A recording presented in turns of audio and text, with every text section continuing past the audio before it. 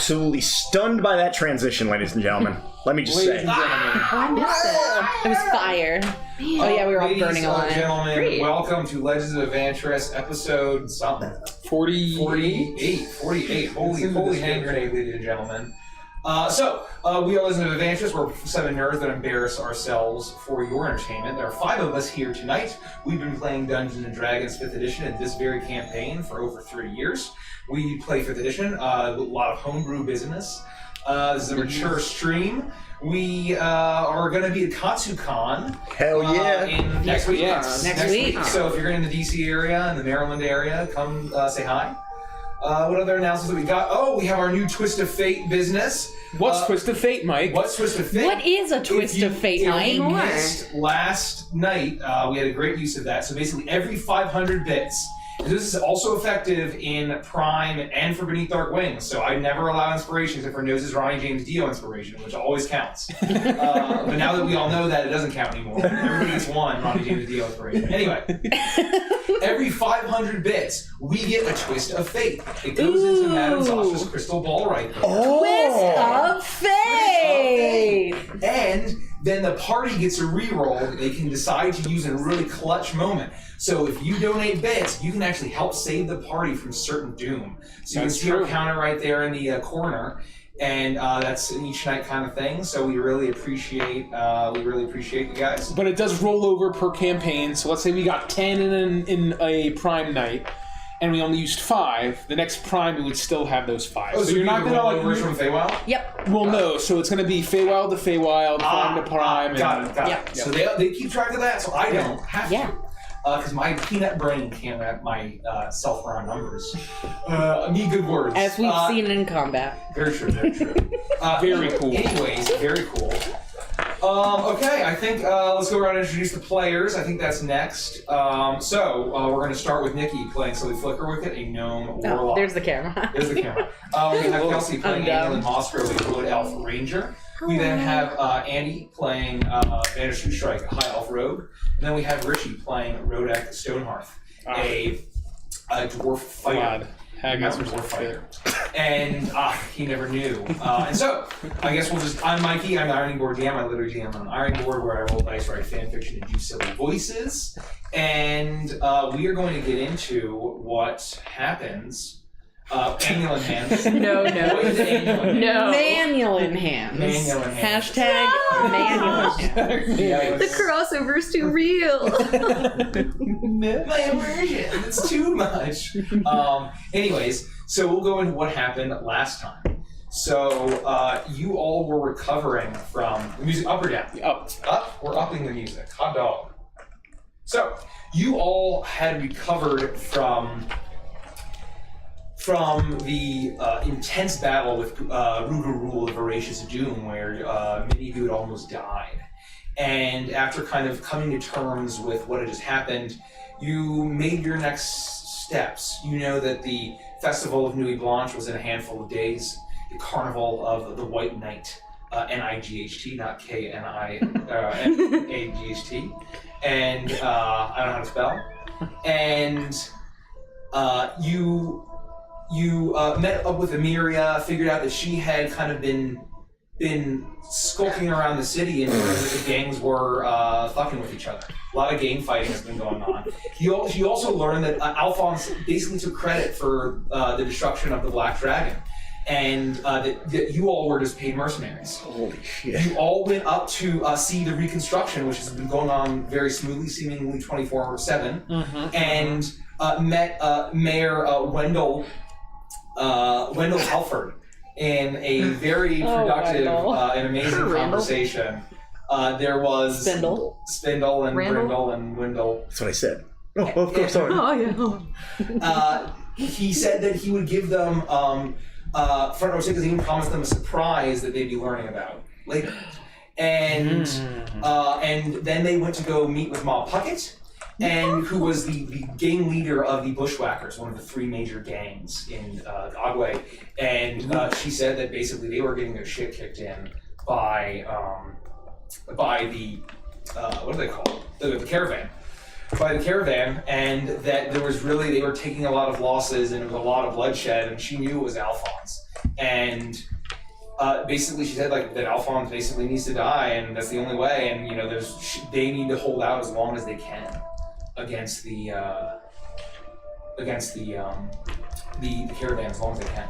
And then Sylvia got deck slapped with a card that featured the transmuter, the one of stars, that said sundown tomorrow, and they knew that it was from Madame Zostra. They met her, and she greeted them and said that basically they needed holy water to fight the fucking force. And they did not have a cleric. They lost their cleric, and so the party basically channeled. They bargained, and she donated a container of the trickery god. Oh, thank you for the sub, Fakaga Mergle. Thank you. Fakaga Mergle, thank you. That noise is so ominous. I was like, oh, but it gets your attention. It does. I was like, it like started with like goosebumps, and then I was like, oh, it's just the TV. It's okay. And so she had everyone channel their own powers and Avantris' emotional support, and she asked Rodak to call upon a god, and Rodak prayed, and he called upon, who we revealed later to be Moradin, the patron god of the dwarves, and allegedly Moradin listened, and the water was blessed, and they now have a large container of holy water. And after collecting that, they left out into the streets, and you're now standing in the alleyway. Oh, I should probably mention, they also discovered that there were slaves being shipped in and being shipped off to Svar onto the Fire Giant City. So we scried and actually learned that Annalyn's mother was alive, and there was some individual named Aziri who's been ordering a lot of slaves, hardier slaves, potentially to do labor in this and she was called the Forge Master. And so in the scrying, they realized that there's some intense forge works going on, and then that was the additional bit. Anyway.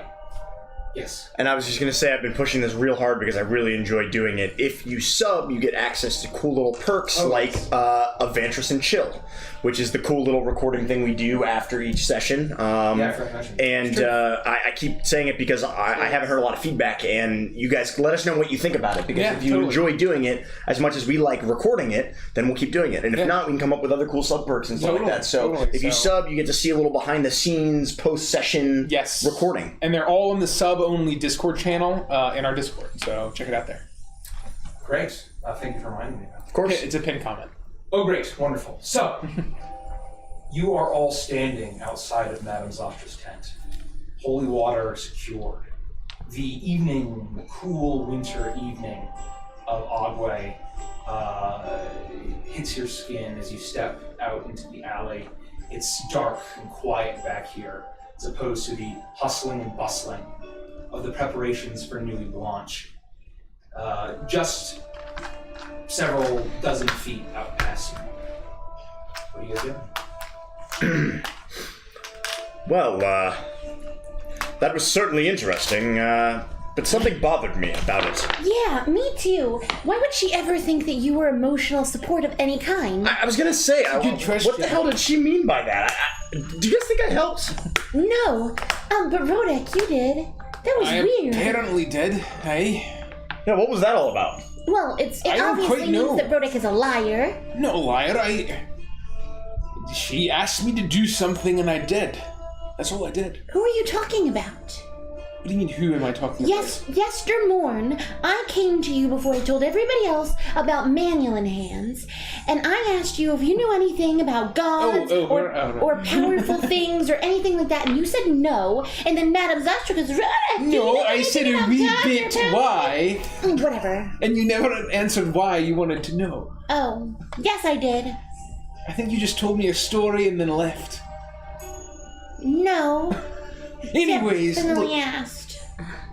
I told you inside like 3 seconds ago that it was Moradin who apparently answered a prayer. It's not like I do that regularly or have done it in decades, years, ages. Not to pry or anything, but I guess if this was an important part of your past, why abandon it completely? Well, like I said,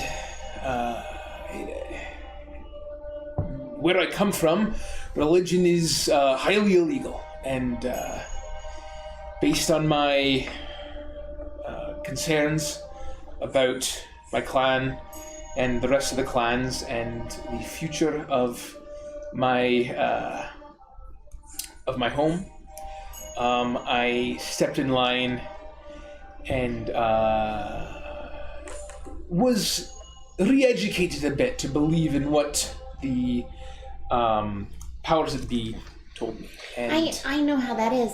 My sister, Evangeline, once told me I had 2 left feet, and I didn't believe it at first, but then she said she was going to beat me up if I didn't believe it, so I believed it, and up until about a year ago, I believed that both of my feet were going left.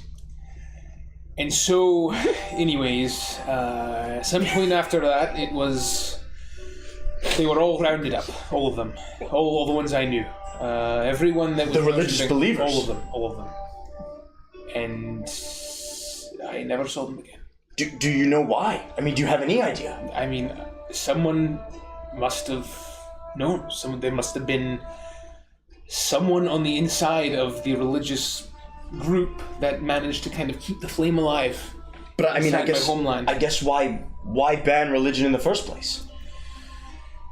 I don't rightly know, but if I were to hazard a guess, it lets the powerful clans keep full control over my people.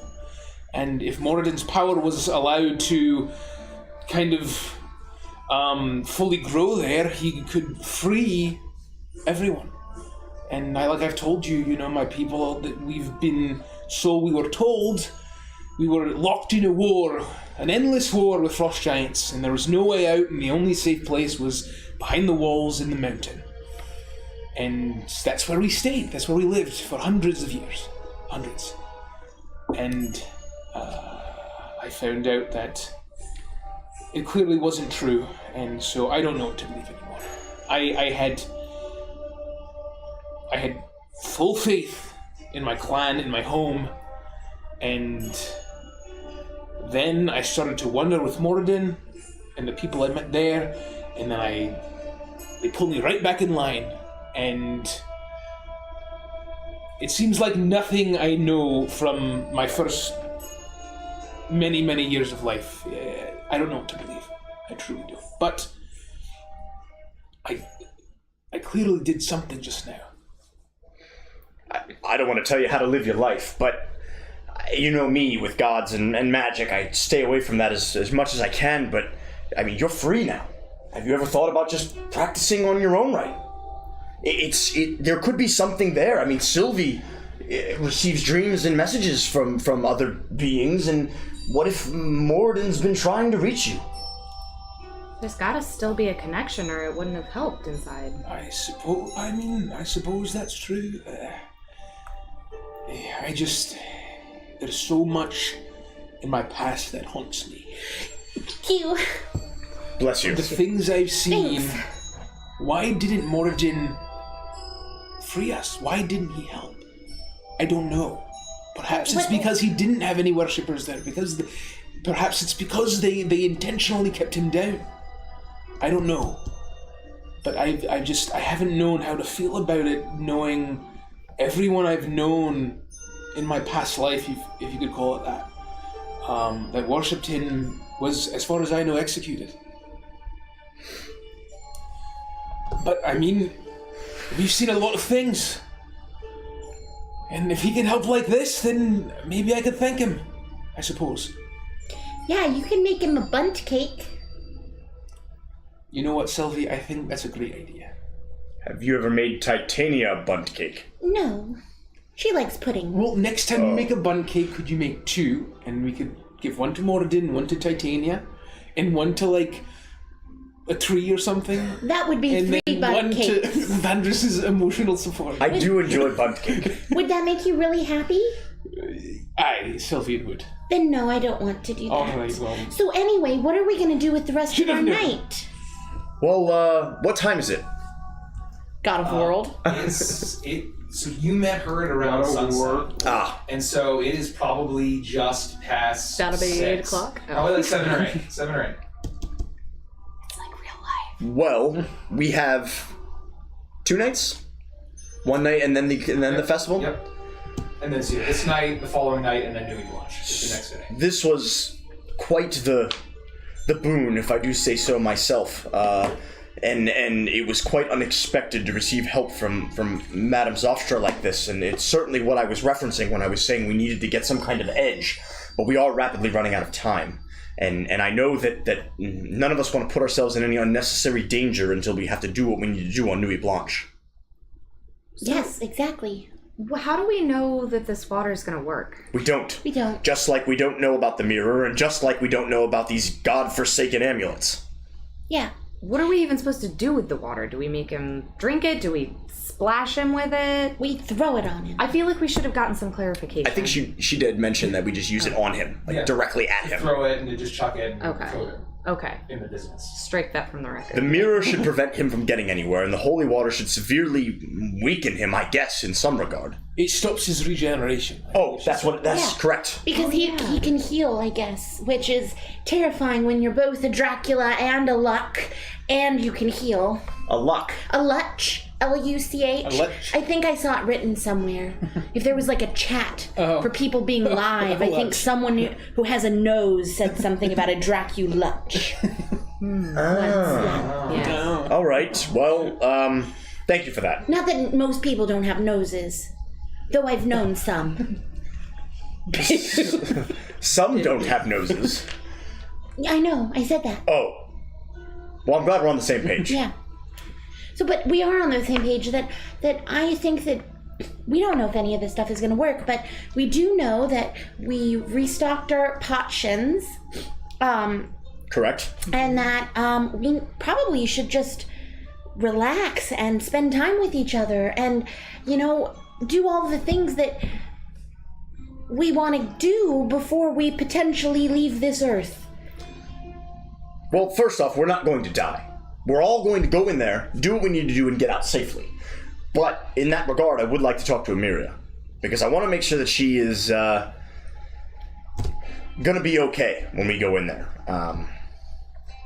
It's obviously gonna be pretty emotional if that little one ends up being hissy. So I'm worried about her, and I don't want to say that directly to her face. I'd like to talk to her in a way that is respectful, because I understand where she's coming from, but I hope that we can all maintain a level head and nothing goes askew. Well, I think you should tell her that. I will. I intend to. I don't think you should be worried about saying it to her. Just say, you're kind of an emotional wreck and a pain in the ass. But at the end of the day, we don't want you to die. You know what I mean? True. So, maybe don't flip a Killed. bitch. I'd be lying if I said my jaw wasn't still a little sore from the kench. Why don't we give her a sending stone and you can just tell her through that? Oh, so you want to give somebody else a sending stone away? Yeah, whose sending stone would you like to give her? I don't know. I've got one left. I don't have one. You don't. You I have hide one. mine in my beard and I thought I gave mine back to you. I have my own. I think that one's mine. No, I have never parted with my sending stone. You have one, he has one, he has one. Yeah. But you've given mine away and technically Ganji's. Maybe if you want to give someone sending stone away, you should give yours away back to Sylvie. I thought I did. You can have it. No, I have Lumi. That's true. Here's the Well, way I tried, and that's what counts. The way I see it is that if we're going in to kill Alphonse, right, and Emiria truly cared about Hissy, she deserves revenge. I agree. We shouldn't keep her from that. So No. We're not saying That's that. not We're the saying intention. that emotions are going to run high, and we don't want her to do something stupid that ends up getting her killed, so she Correct. doesn't exact her revenge. That's- So we need to sit down with her and say, look, this is the situation, right? And if you do this, then you will never get revenge, and worse things could happen to Hissy. So you have to find a way to rein in your emotional state, whatever that may be. And she's not the only one looking for revenge. We're going to avenge Hissy and Taiki. At the least. Not to mention all of the poor people that Alphonse and his companions have been feeding on for God knows how long. right, from years. Alphonse is the reason for all of the loss in Vandris's life. Maybe not just him, but it's starting to look that way. And all I'm saying is, look, she's a professional, even though she hasn't been one for a very long time. I realize it's been a while since we've all been in that line of work, but she is a professional, and Professionals make sure we all get in and we all get out alive, even though mistakes sometimes do happen, as we've seen. So I just want to talk to her is all. And just make sure that she's got her head in the right place. We should get back to the ship. I agree. Alright. I could use a drink. And a nice meal. Yeah. We have drinks on the ship, right? Yeah. Of course we do. Alright, let's We go. didn't know this, but Emiria almost drunk us dry. Did she? Like, totally dry? No, I am over-exaggerating. I do still have one fine bottle of liquor that I did steal from Orpheus. Well, there you go. That might be a great way to talk to her. Or we save it for ourselves, I mean... As a celebratory drink after we kill a Dracula.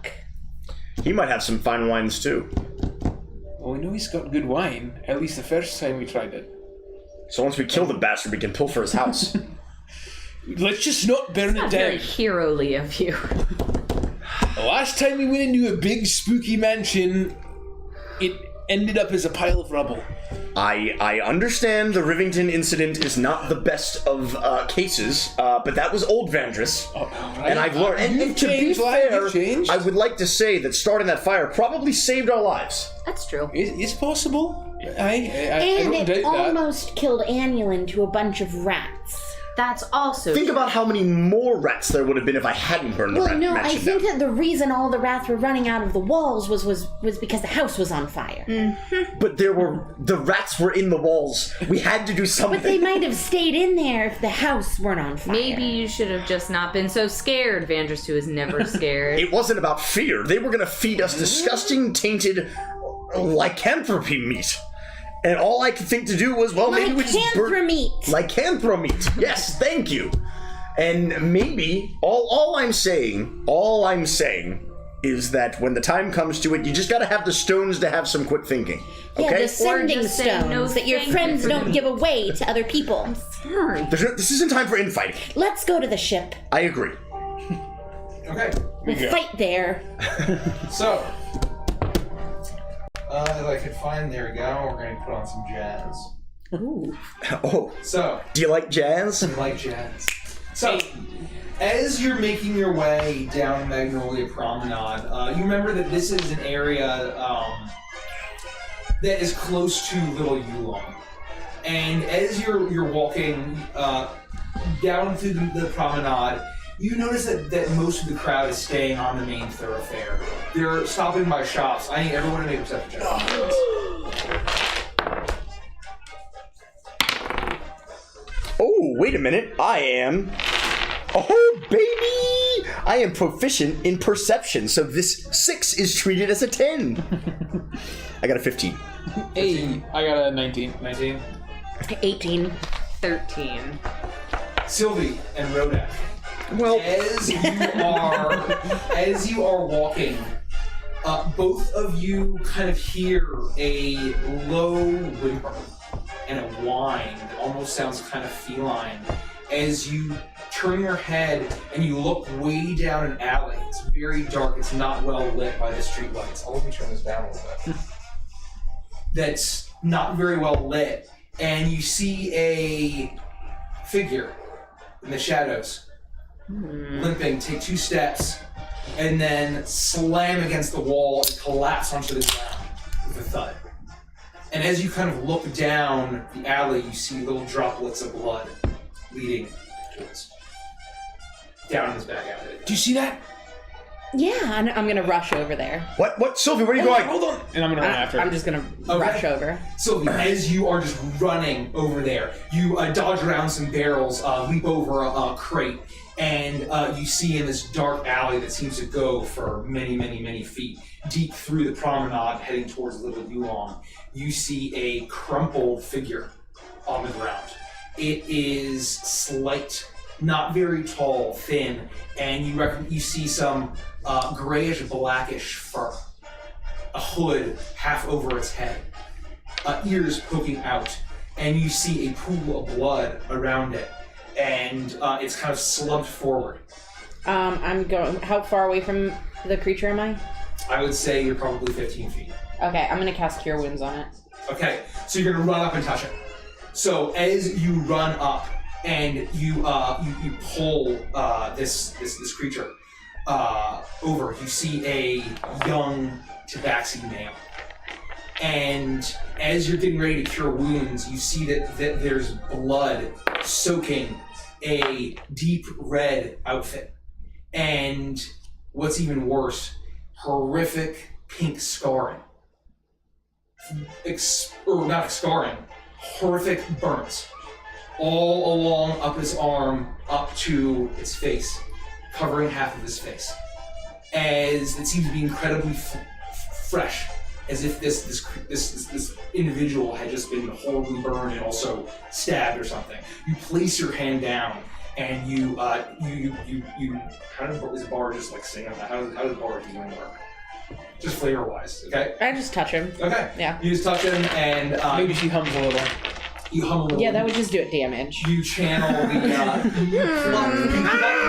the music strings of the weed, and you heal his wounds a little bit. How much is that? 11. 11. While she would have run down, I would look at the blood and see if I can see what direction it's coming from on the ground. Okay, make a survival check, please. And then I'm just gonna kind of like get under the creature and kind of hold them up a little bit and see, are they conscious? Make a medicine check, please. 26 for survival. 26 for survival. You see that you start tracking the blood, and the blood droplets start to get more and more pronounced the closer that it gets into the alley.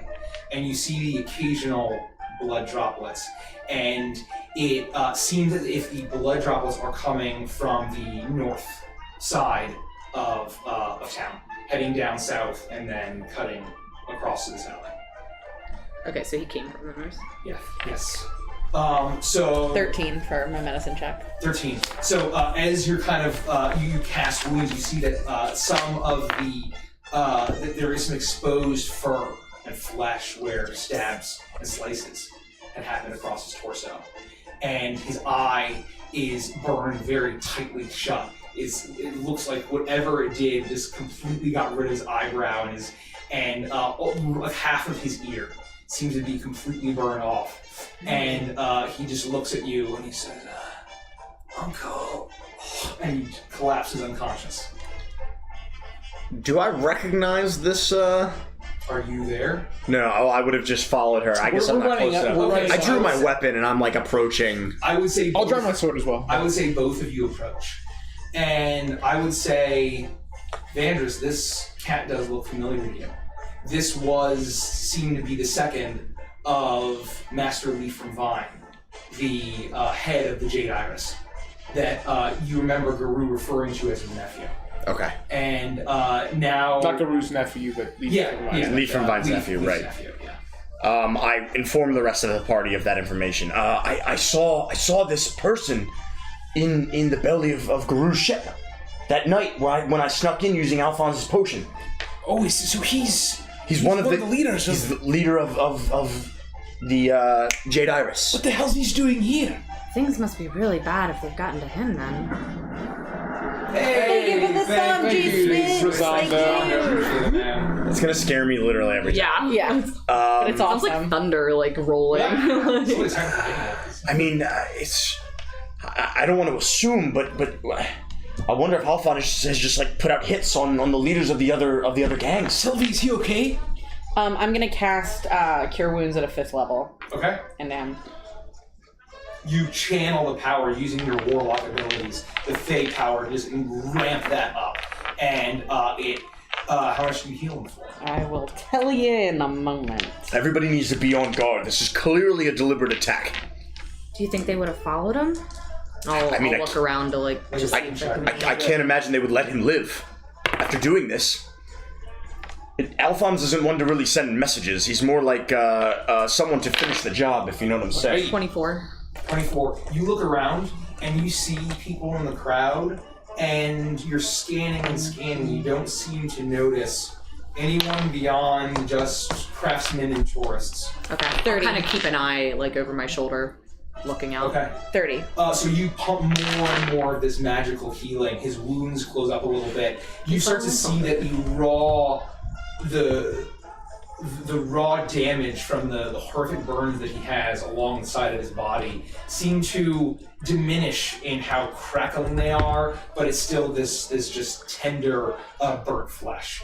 He seems to be, as you're doing this, his breathing, which was incredibly labored previously, starts to slow down slightly. Did I catch his name that night? So I don't know his name. I just know his uncle's name. Okay, that's what I thought. Uncle's the leader, and that the nephew was his second. Is he going to be okay? Well, I don't know. I would assume that he'd wake up, but he's still sleeping, so I don't know. Here's the thing. We obviously can't leave him here, but I'm also worried about we can't really take him back to our boat. If he is the who I think that he is, then the entire Jade Iris is going to be looking. The entire Jade Iris is going to be looking for him, and God forbid they think that we took him. Well, I think it's clear that we tried to help them. I mean, we can try if. I know we talked about not putting ourselves in harm's way, but I'd almost feel better just trying to get him back to Little Oolong. How far are we from that again? You're actually not too far from the district. You know that where you had met Master Leaf was into the district, but you're probably no more than 10 blocks away. And where you said he was coming from the north? What is to the north again? So the north is basically you have New Arcadia Square where your hotel was, and then up is the large bridge where the Hungry Catfish was, and then all of the Crawdad Quarter up there. So you're down towards the south by the harbor, and then a little Yulong is kind of down here to the east, and then the Sunsteel Ward is north of that. Okay. If we can get him to safety, we can find out what he was doing. But until then, I don't think that we should keep him anywhere that isn't in Little Yulong. So how are we going to move him around, though? If it's right that way, I suppose we could go, but... If you can carry him, we'll protect you. I can carry him. We'll watch your back. Just keep an eye out, because are there any, like blankets or anything in the alleyway? I'm going to cast invisibility on all of us. All 5 of you? Yeah, or 4 of us. I can't do it on 5, but I can do it on 4 of us, I believe. Okay. Well, I'm basically invisible. It's the 3 of you and this young man. All right, you stay stealthy. Yeah, I can do it on 4. I can follow behind at a pace where I think that you guys will be, and just watch out for anything shady going on. All right. They'll never see me. Let's go. I sheath my weapon. Stealth check. I'll sheath my weapon. I'll put my hood up. I'll wait for them to walk off, and then kind of blend into the crowd. We need to make a stealth check as well, right? Yes, advantage. Stealth check as well. Advantage. I'm gonna need to. Do you remember what the medicine check you made was? 13. It was a 13 medicine check. Yeah. Okay. 26. 26. Okay. 20. Cool. 10. So 10. 22. No, 21. That's advantage. Yep. Okay. So I'll roll 1 for. But I'm not carrying him, so that doesn't matter. Okay. So you begin to make your way and making haste as quickly as you can while being invisible. And you are going to here. I know that I can't see them, but what I'm going to do is, roughly knowing the speed of the group, I'm going to take my time and lag behind to just keep my eyes open for things, for anything to go wrong. Your eyes are peeled, and make a perception check for me. And as 15. 15. You keep an eye out, and you occasionally see kind of the similar sights that you'd seen in the night or two prior. The tabaxi up on the roof, crouching with their green eyes or their bright eyes kind of staring into the night, keeping an eye out. And they don't seem to notice you as you are making your way invisible and you're stealthing behind. You are, Rodek, you are carrying the body of this young cat. I need you to make a perception check for me. Ooh, that looks pretty good. 22. 22. Okay. So, I'll say, as you were lifting him up, right before Sylvie cast invisibility, you noticed that through his cloth that there seemed to be a piercing wound that will close up a little bit. There seemed to be a kind of sickly black grayish mark around it. And then invisibility happened and you continued. And as you are all making your way, you're winding through these narrow streets. The population the population seems to be quiet. Although it's not that late, the hustling and bustling seems to be very much kept to the Magnolia Promenade while everyone's getting ready for New launch. And the locals and the natives in this district seem to be a bit more affected by the gang warfare that's going on. As you wind your way through the streets, you see up ahead of you, you turn the corner and you see the Misty Morning, the tea shop where you had first met Master Leaf. The doors seem to be open, a warm orange glow coming through the round windows, and a double door that opens in both directions. As you approach, you immediately just smell the nearly intoxicating scent of the various blends of tea imported from Yulong, and the strange whiffs of smoke that it smells a bit familiar when in your dealings with Leon and passing other establishments in the Leilong. You arrive right outside in an alley, wherever you would care to be. I'm just waiting until I see them reappear. I'm assuming I'll just loiter around. Can someone tell Avantris with a stone that we're going in? Oh, he can't hear us. I can't see you. He can't see us. And I'm just lollygagging behind. I'm assuming I'm in the district, but I'm just waiting for you to reappear, and I'm looking for danger. I'm just meandering and staying alert until I see you all reappear. Would I see him behind us at all? I would say that knowing where to look, you'd probably be able to. Yeah. Okay. Rather than call him on the stone, I would backtrack and grab his arm. Okay. Oh. And be like, God's Danielin, what, is everyone okay? Yeah, we're fine. We're up at the tea shop, and I think that maybe instead of us, going uninvisible, I think maybe that you should go in first and get the lay of the land before we just appear with a bloodied cat. Fine. I'll walk in. It shouldn't be an issue. And I'll approach the shop and poke my head in and see if I can walk in like it's open. Okay. You hear the small bell ring, ding ding, as the doors kind of clatter shut behind you. The scent of the tea kind of is almost overwhelming as the long wooden tables and the circular desk at the center, they seem to be mostly empty. There are a number of tabaxi and a human or two sitting by themselves. You see one couple that's sharing a small meal and a cup of tea, and there doesn't seem to be any help. However, you see a door to the back, and you hear a humming. And the doors open up with a tray, with a clay teapot, with a stack of cups, and there's steam piping out of a teapot. Steam piping out of this teapot as you see Lee from Vine is in some very simple green robes. Makes his way out. He walks over to a table and he's smiling broadly as he places the tray down and is serving tea to this. Is it appropriate to call him Master Leaf? That's what you heard people calling him. Okay. So I see him, and I'm gonna rush up to him and just kind of not very loudly be Master Leaf. My name is Avantris. I don't know if you remember me. He turns to you, and as he's finished, I remember every face that comes into my tea shop. I hate to come in here unannounced like this with horrible news, but we found your nephew. You found Spirit? He's injured, and we have him outside, but they're invisible, they're safe. We can bring him around back. We didn't want to bring him in here and alarm you or anyone, but he doesn't look very good. Who did this? Did you have anything to do with this? Of course not. We were just walking down the promenade and we found him, and I'm glad that we did because he's not looking good. We tried to find any kind of clues or anything that would let us know, but there was nothing, no trace of anything. The warm, beaming smile of this tabaxi. This elderly tabaxi with his long gray beard, if a tabaxi can have a beard, and kind of long, graying fur. He puts his hand on your shoulder, and his face just turns deadly serious. And says, "Keep your voice down.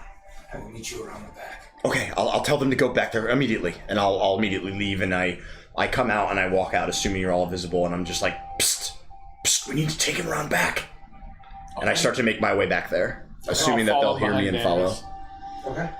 So, you all arrive, you see that there's a little back door. It's been propped open with a little doorstop in there.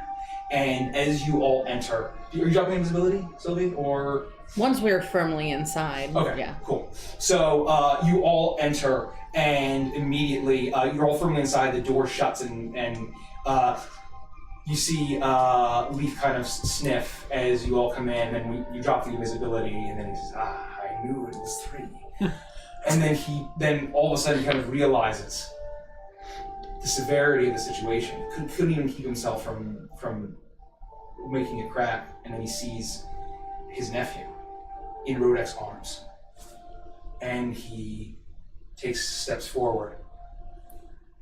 Oh no, my boy. What did they do to you? And you see that there is a long table with all of these baskets of different leaves and herbs and teas, and he runs over and smashes all of it off of the table. It all lands with a clatter. Some of the baskets immediately rupture and send leaves flying. And he says, please, put him down. Then I'll put him down and I'll say, right before we left, I noticed this wound. And I want to, I guess, remove the piece of clothing where the puncture wound was to show him. Okay.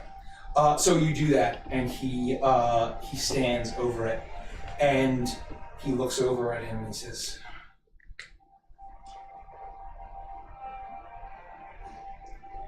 some of these wounds have already healed some.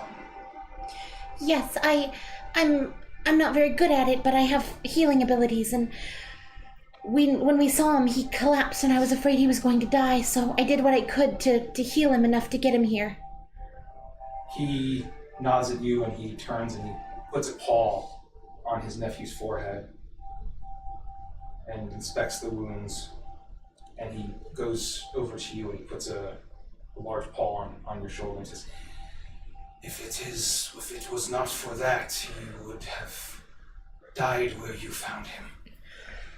For that, I thank you, and you're welcome. We are not out of the woods yet. What experience do you have healing?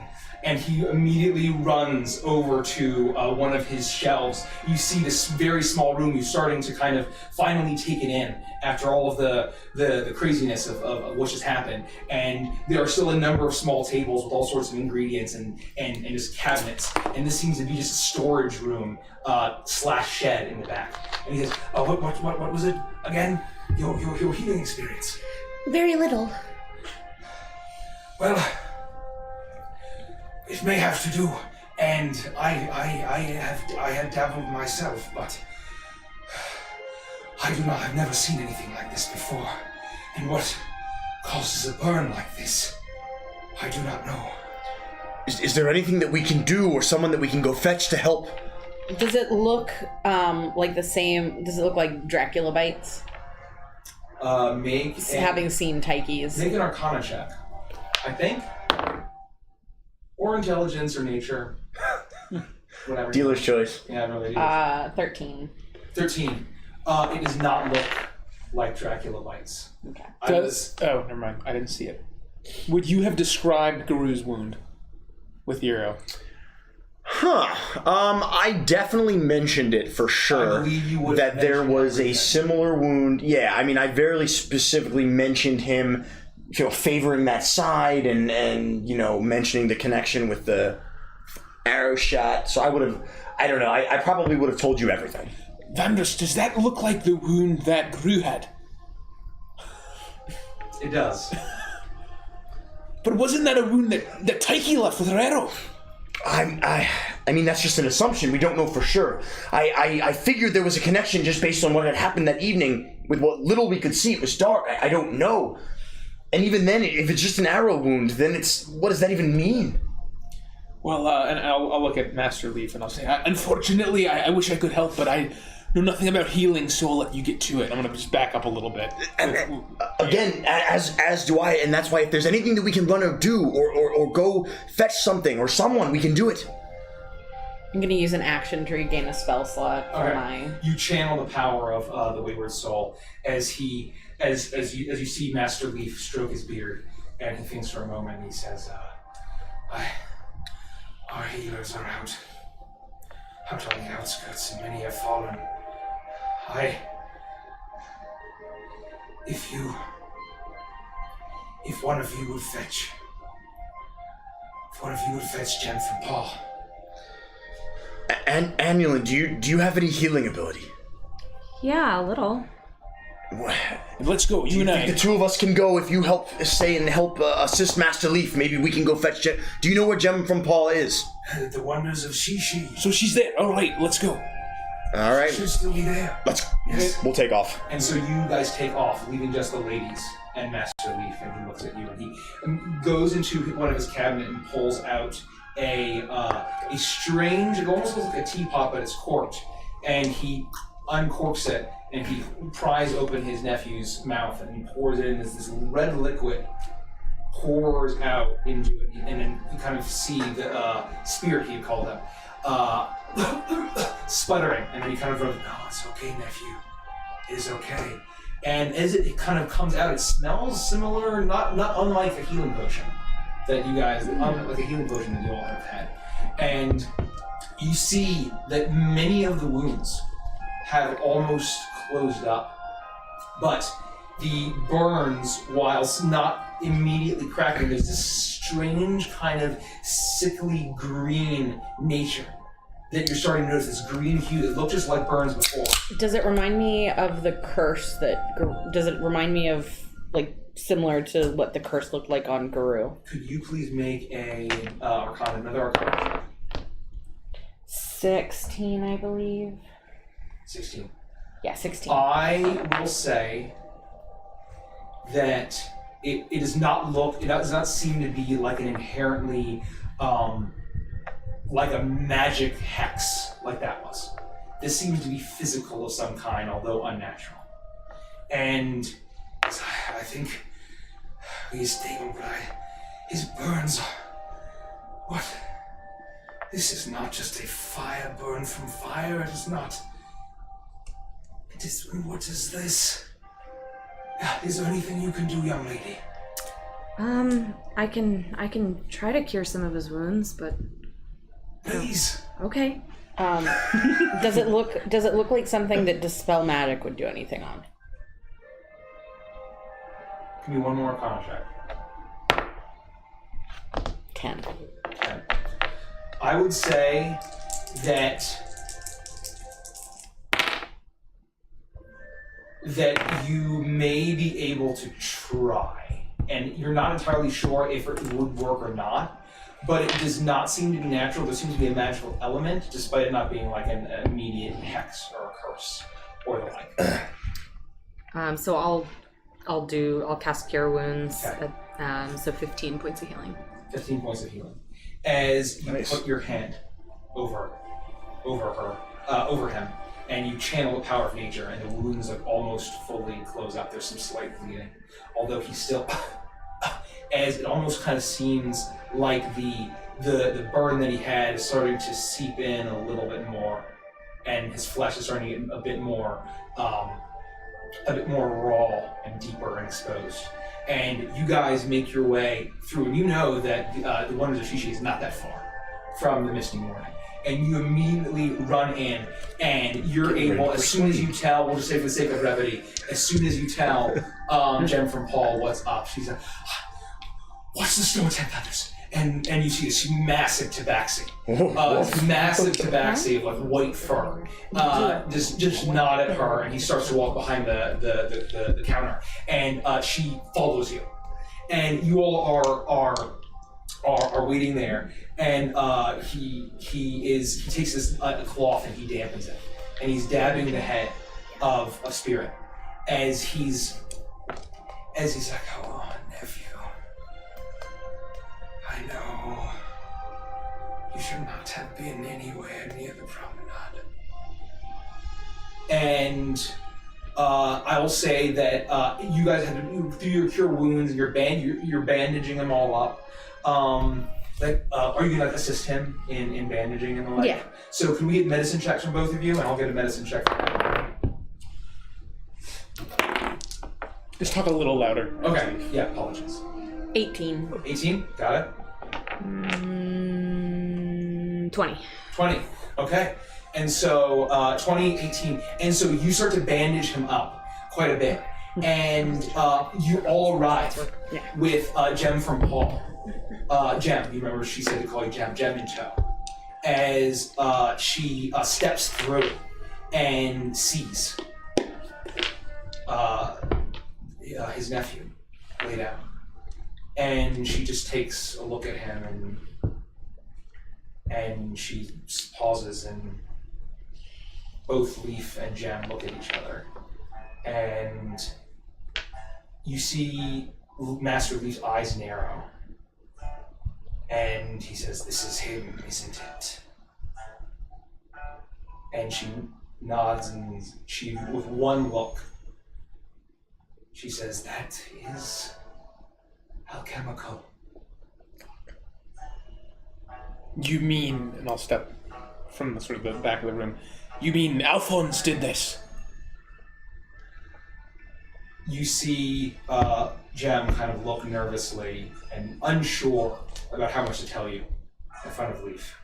And Leaf kind of leaves her down and turns and says, "We have seen similar wounds on our enforcers and our lookouts and our watchers, and the weapons of the caravan are coated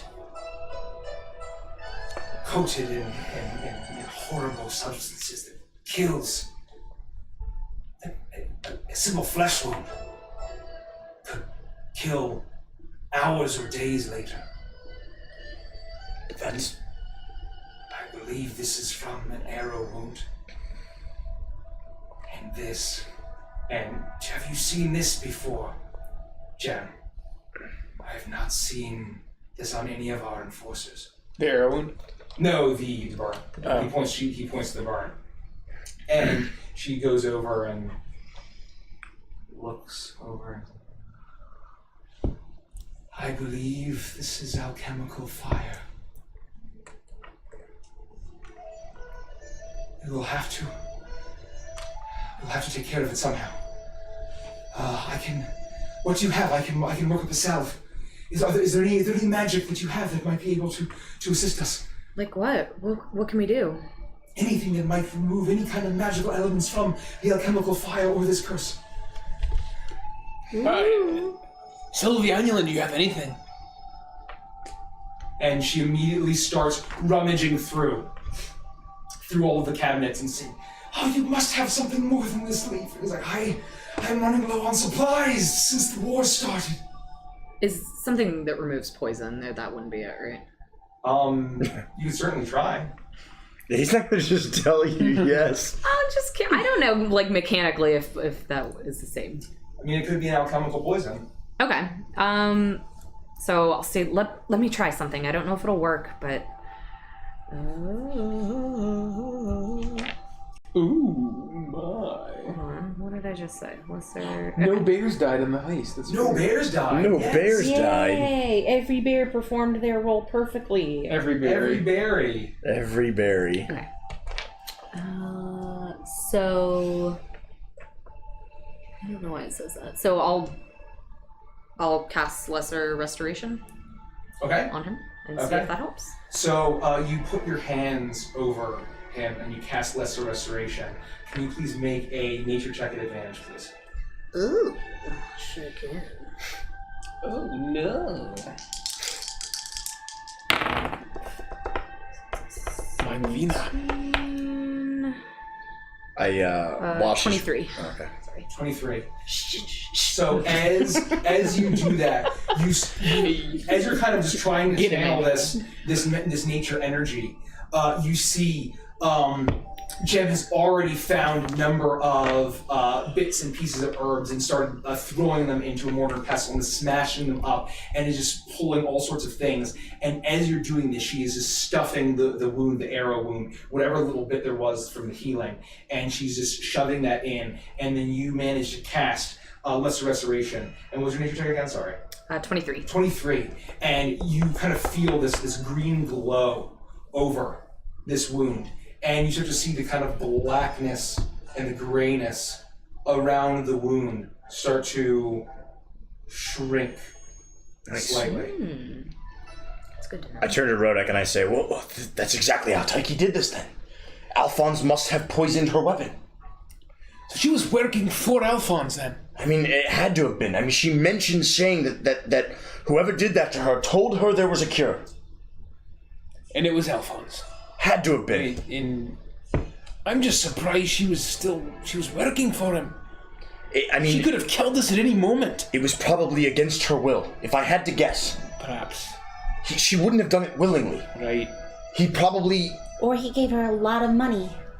I don't even think that would be enough. I bet you he turned her and then promised there was a cure if she did everything that he said. Right. Money alone would not get her to kill her friends. And he might have just had control over her if he turned her. True. We don't know how that stuff works. I agree. We're gonna kill this bastard. That would be the biggest service you can do for the city. If there is anything that you can tell us about him that might give us an edge, we're willing to listen. And you see that as this starts to the curse starts to kind of or whatever it is starts to shrink a little bit. You see that Jem has whipped up another concoction already and has spread it all over the burns from the alchemical fire, all the way down his arm and his side, covering his face.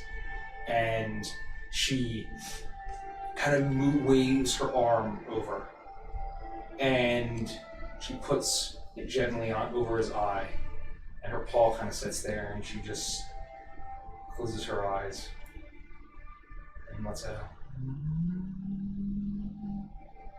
a very soft hum. And you see Leaf just kind of clasping his hands and just waiting with trepidation. And Jem breathes and lifts her paw and she checks the sides.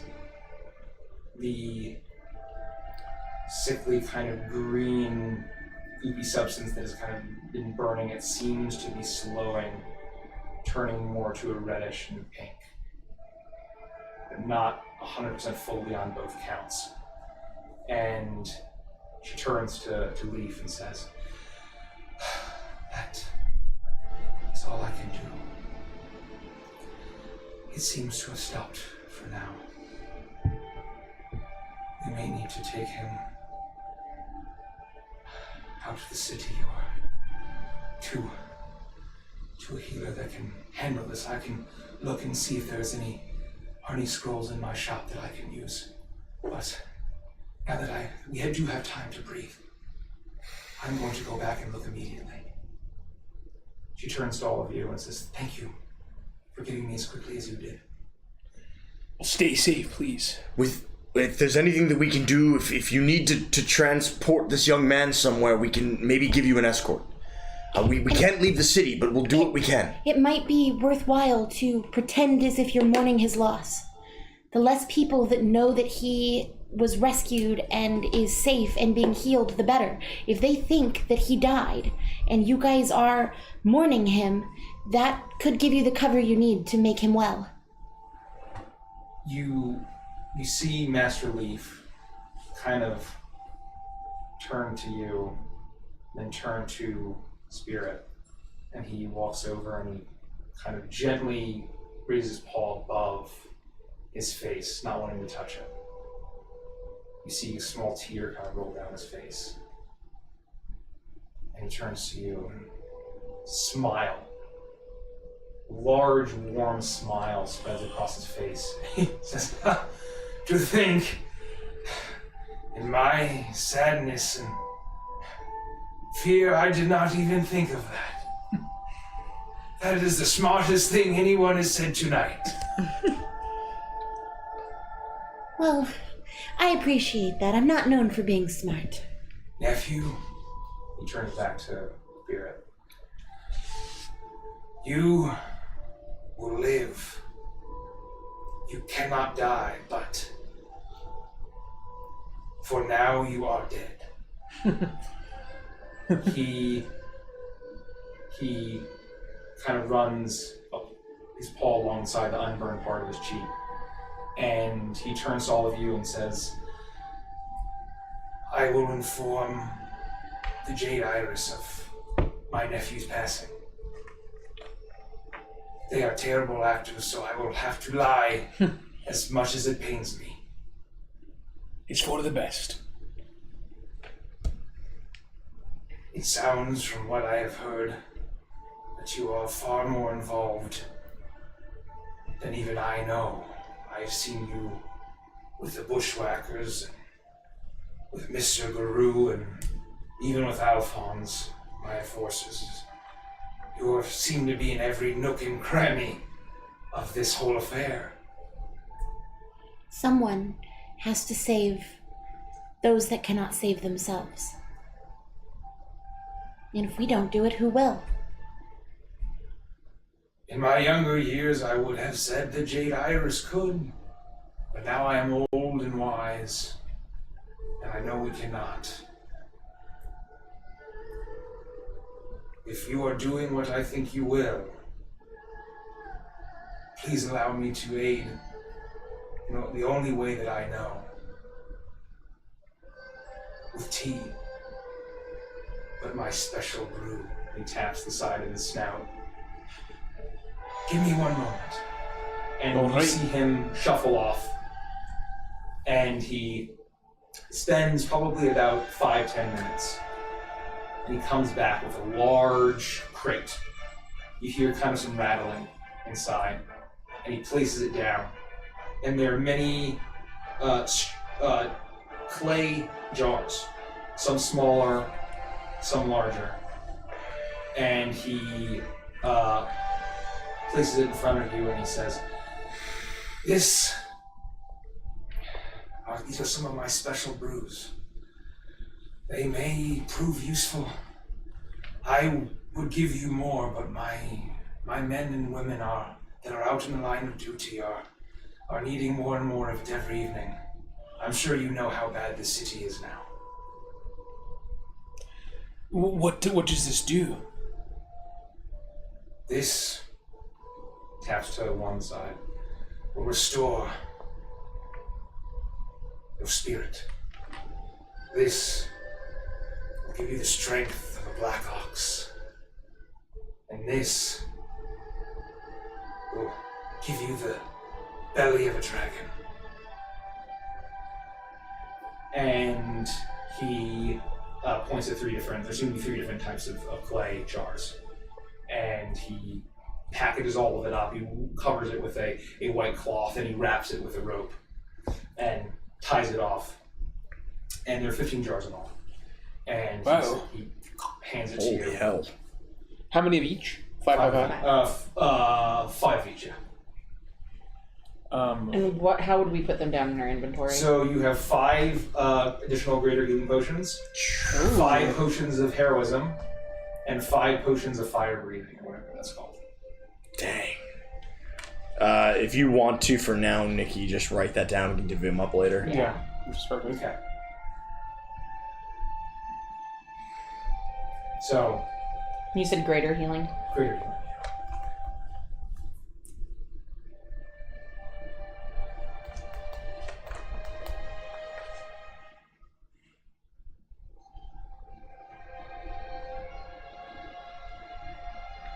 You guys can keep going. I'm just writing them down. Sorry. Okay.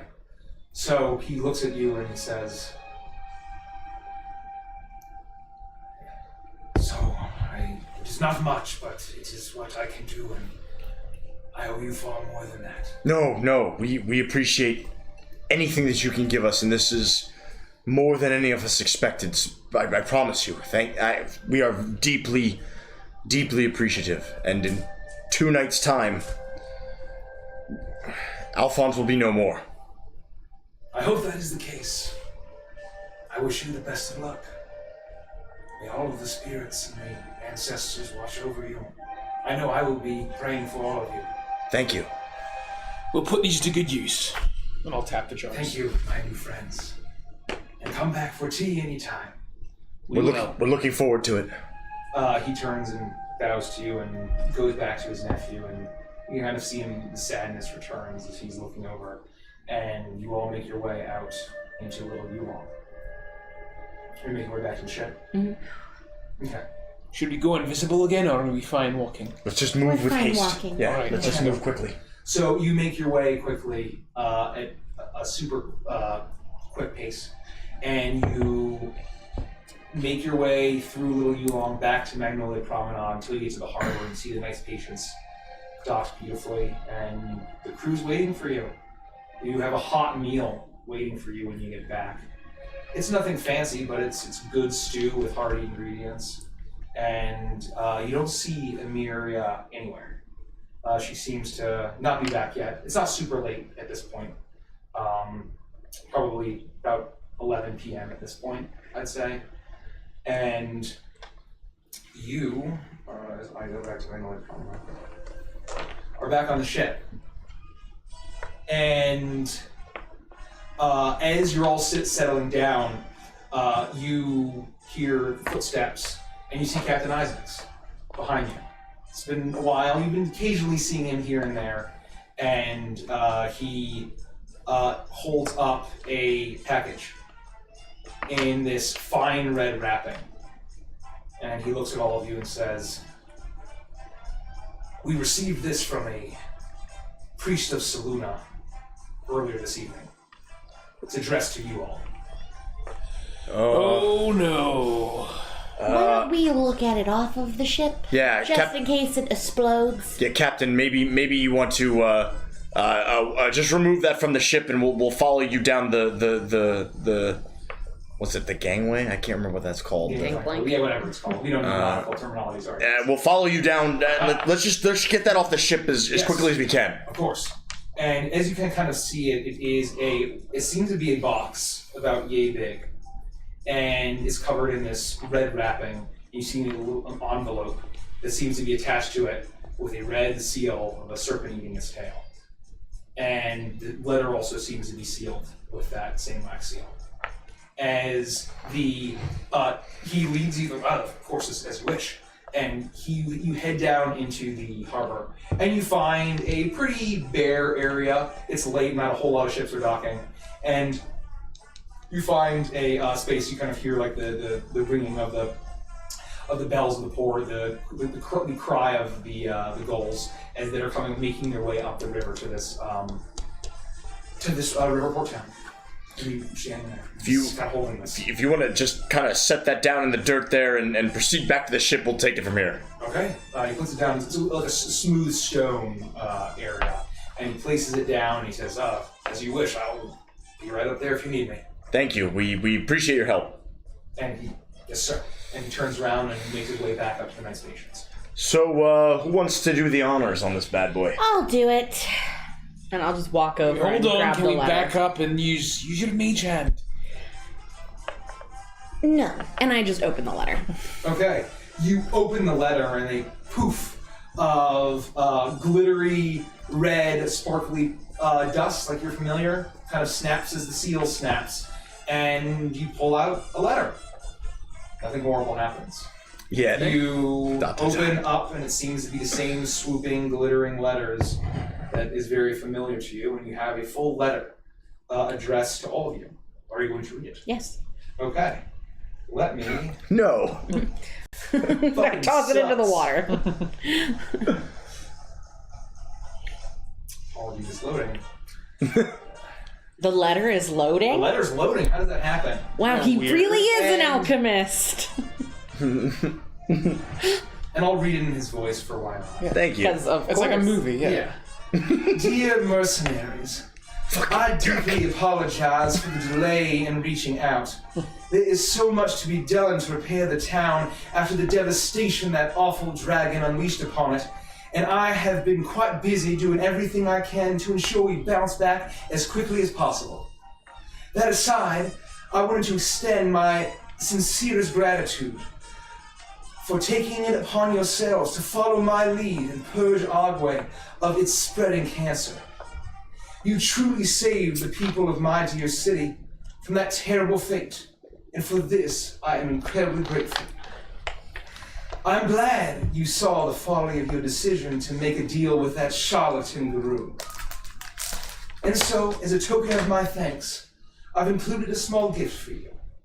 Please have a toast on my behalf with a drink as strong as the enemy you fell. No fucking way. And fuck this guy. Sylvie, my dear, I know things will be quite hectic on the eve of Nuit Blanche, but I would be delighted if you would join me for dinner tomorrow at our favorite spot, Café Commandant, at 9 p.m.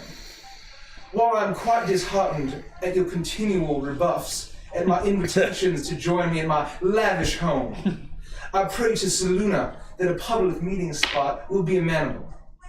As always, the terms of this invitation are that you join me alone. We have much to discuss away from prying ears, even ears that belong to those we call friends. You never know who you can trust these days. If not, I shall see you all at the carnival. With deep admiration, Alphonse Blanc. Alright, I know I said that I wanted to stab Orpheus in the face a lot. I want to stab this guy in the face a lot more. What the fuck is he doing?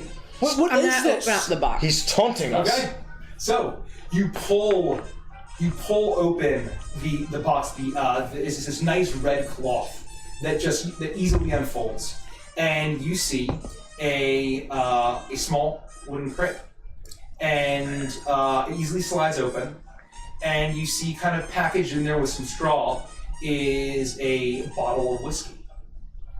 Is corked, and you remember that you had seen this whiskey before. It's called the Poor Boy's Evening, and you remember it being like one of the cheapest whiskeys that you had seen. He's taunting us. He's taunting us, and he's trying to get Sylvie alone because he thinks that he's untouchable. He thinks he's untouchable. Does he think we're stupid? Does he think we're gonna let you just walk right in there by yourself? Yes, he does. Yeah, because I'm gonna go. No, you're not. No, going to absolutely No, I'm not. gonna go. No, you're not going to go. No, I am gonna No, go. you're not going to go. I am. No. Yes. You aren't. No. I am. We're gonna be at this all night. I mean, Yes, we are. have you met me yet? How are you possibly gonna keep me here if I want to go? We will walk with you, and Alphonse will leave because he wants you to go alone, and we won't leave you alone. Then I'll go to his house. Good luck. We're going with you. Have your soul ripped out of your body? Yeah, we're not It's leaving possible. you. It could happen. We are not leaving your I side. need to know what he wants. No, you do. Well, he wants to use you. For what? For me, with his whole, he's all about the magical conduits or something. With your dream, we don't know how it's all related to the swamp. Maybe you're some kind of conduit. Amiria is absolutely convinced that that person that we saw was Hissy. Do you want to end up like that and do the same thing to Amiria that Hissy did to Amiria? It will destroy her to have a second friend of hers die. She's not my friend. Bullshit. She's more. You are more her friend than the rest of us. Sorry, Avantris. That's probably true. She hates me. Well, irregardless, I'm going. Well, If we all boys go, are I'll being go. brutish. They're being brutish. And Yes, they're trying and to make you... they're making me want to go even more. I know, and it seems like by now Yes. they would know that that's a terrible thing to do. Well, So stop trying to force her to do something. I'm pretty sure or that not means do I something. should go.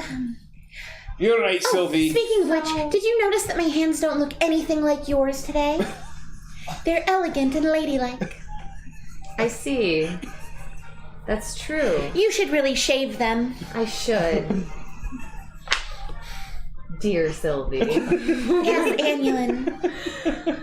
So,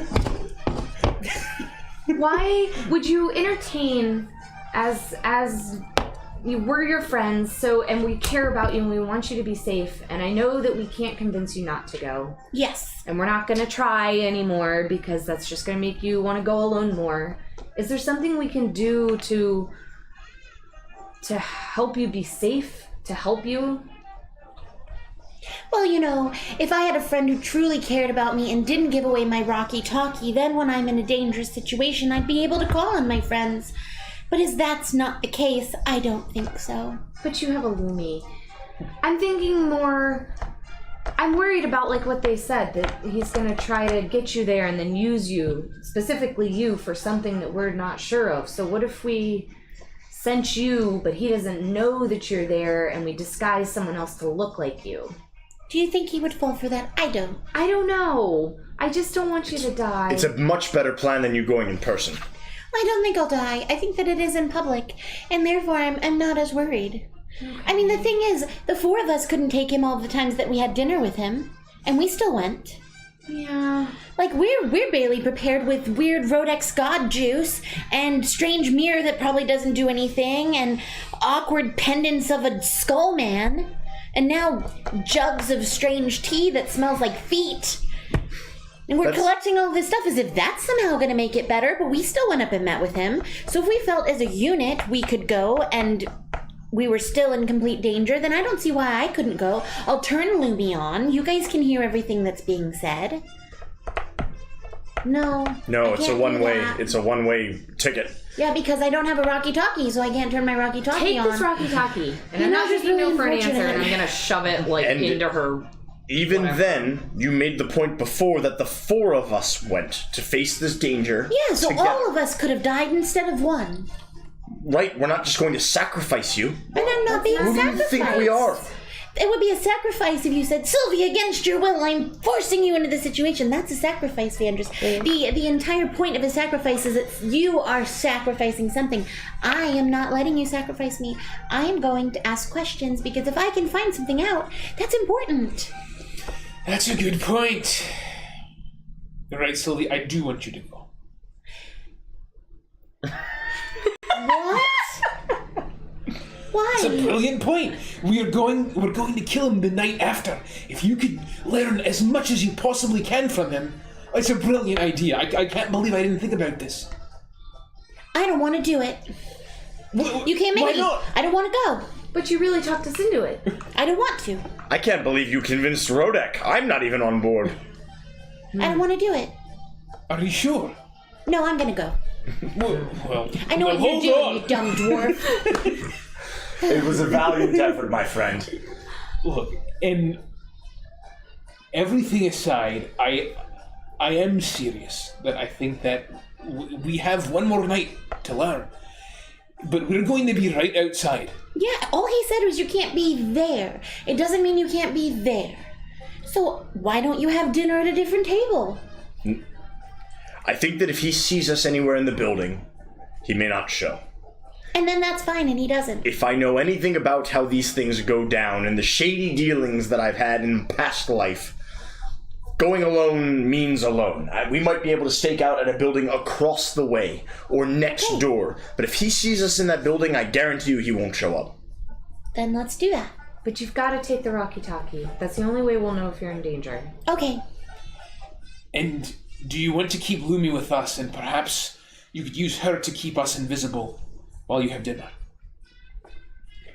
No, because if I'm going in to see Alphonse, I want all of my resources for myself, sorry. Right, that's fair. That's fair. So we've been to this place before, La Commandant. Café Commandant. Are there other buildings around it? Yeah, there's a whole bunch of different shops and restaurants. It's a very touristy area. Basically, if I can recall, what I'd like to do is, and if I can't recall, you're going for dinner. I'm gonna spend the morning basically mapping that block out and seeing if the buildings next door have windows on the same level that we can get vantage points. I'm gonna go full tactician, old school bounty hunter bullshit. Yeah. We were in a private second floor room last time, right?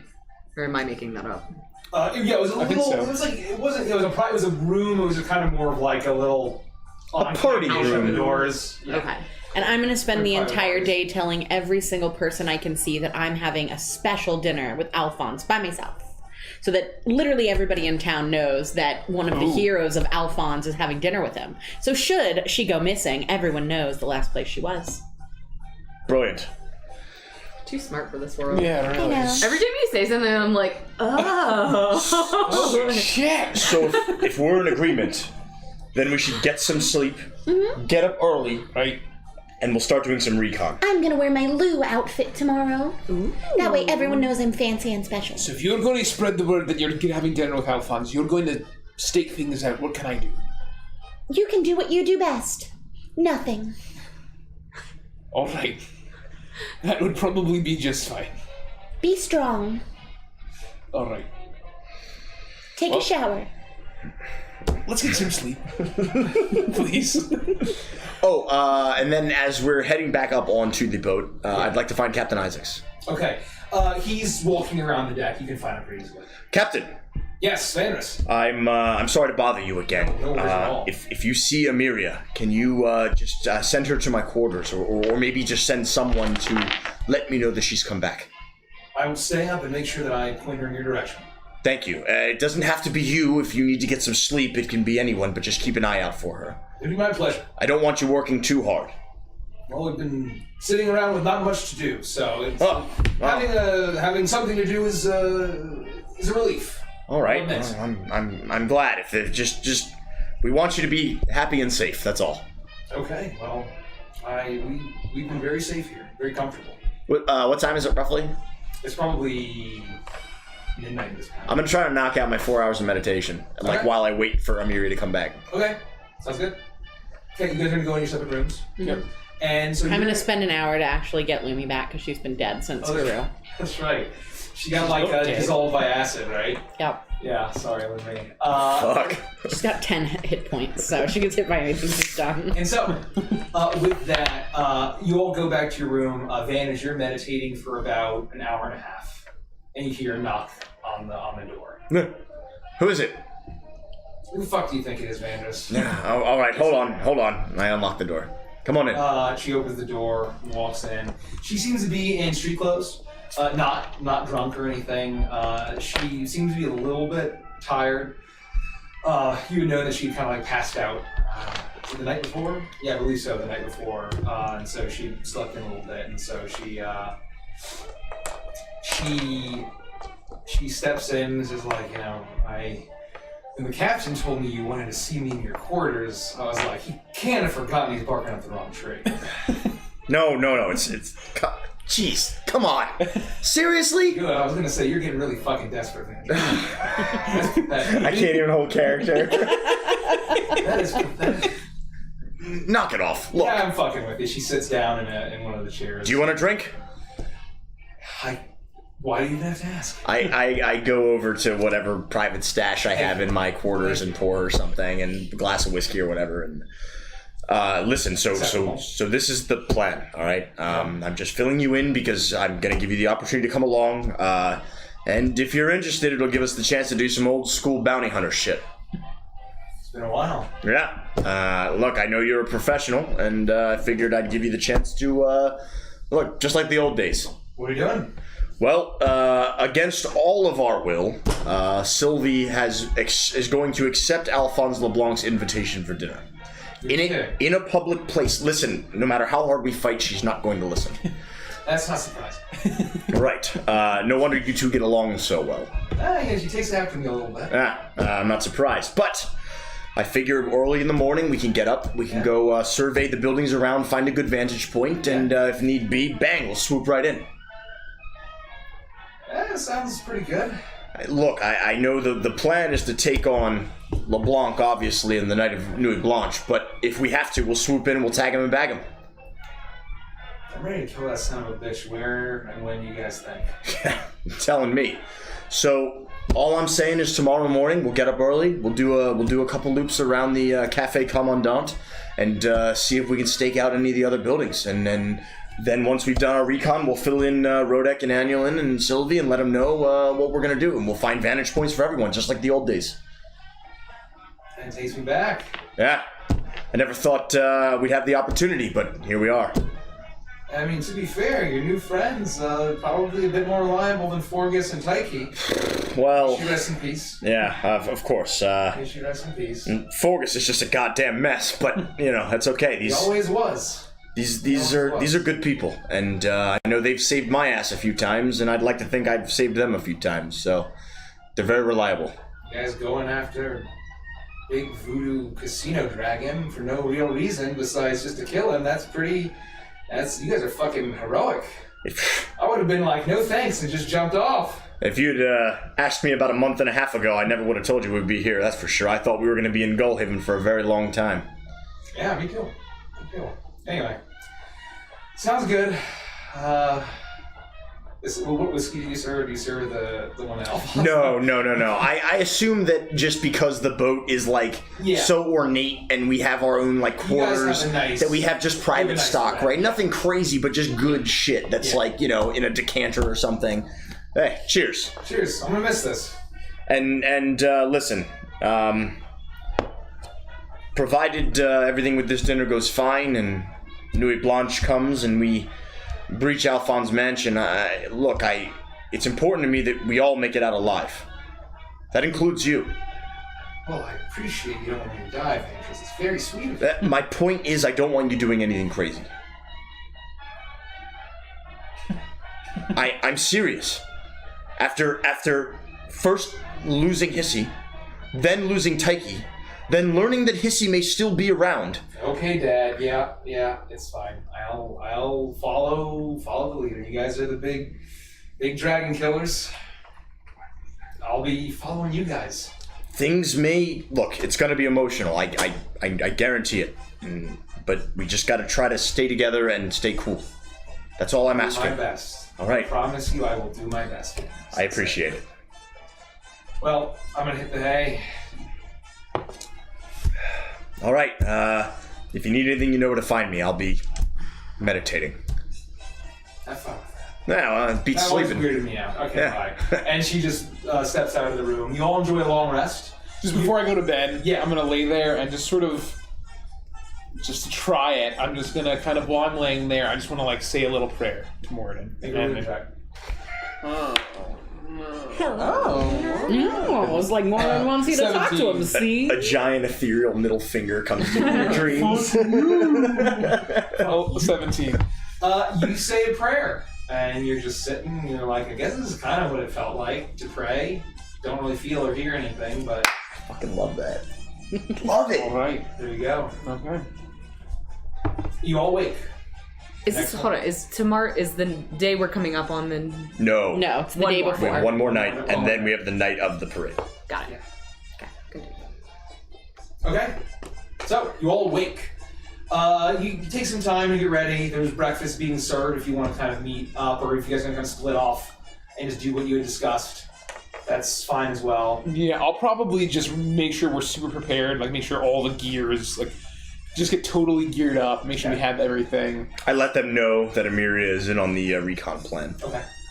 And then are you going to go by yourself around town to, I'm what? probably going to wander around, the main square area in my Lou outfit and just be fancy and just let everyone know how special I am.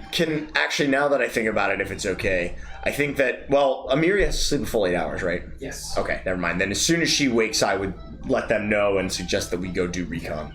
She's like, okay, let's go. And Anderson and Emiria head off.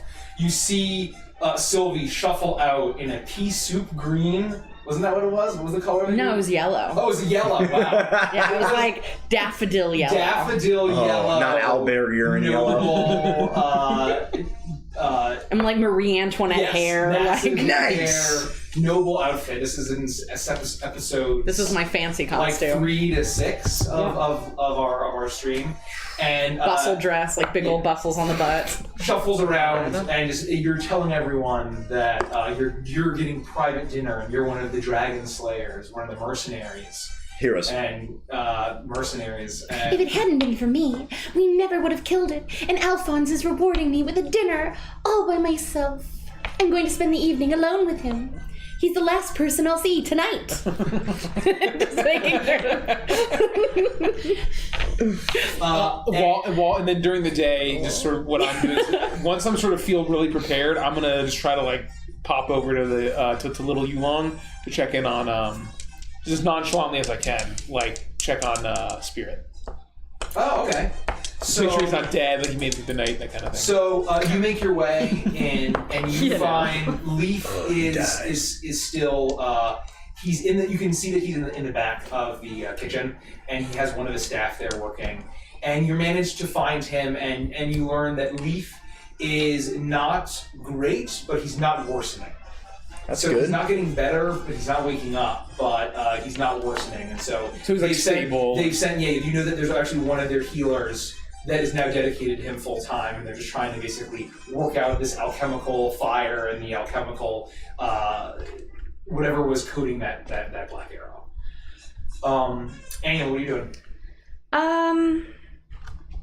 I think I would take the time, sort of just with everybody off doing their own thing. I would stay in the boat a little bit longer and take some parchment and spend some time writing.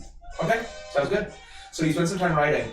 Avantris, you and Emiria scope out a lot of the different places, and you actually find right next door to Cafe Commandant is this pretty popular bar called the Rum and Bones.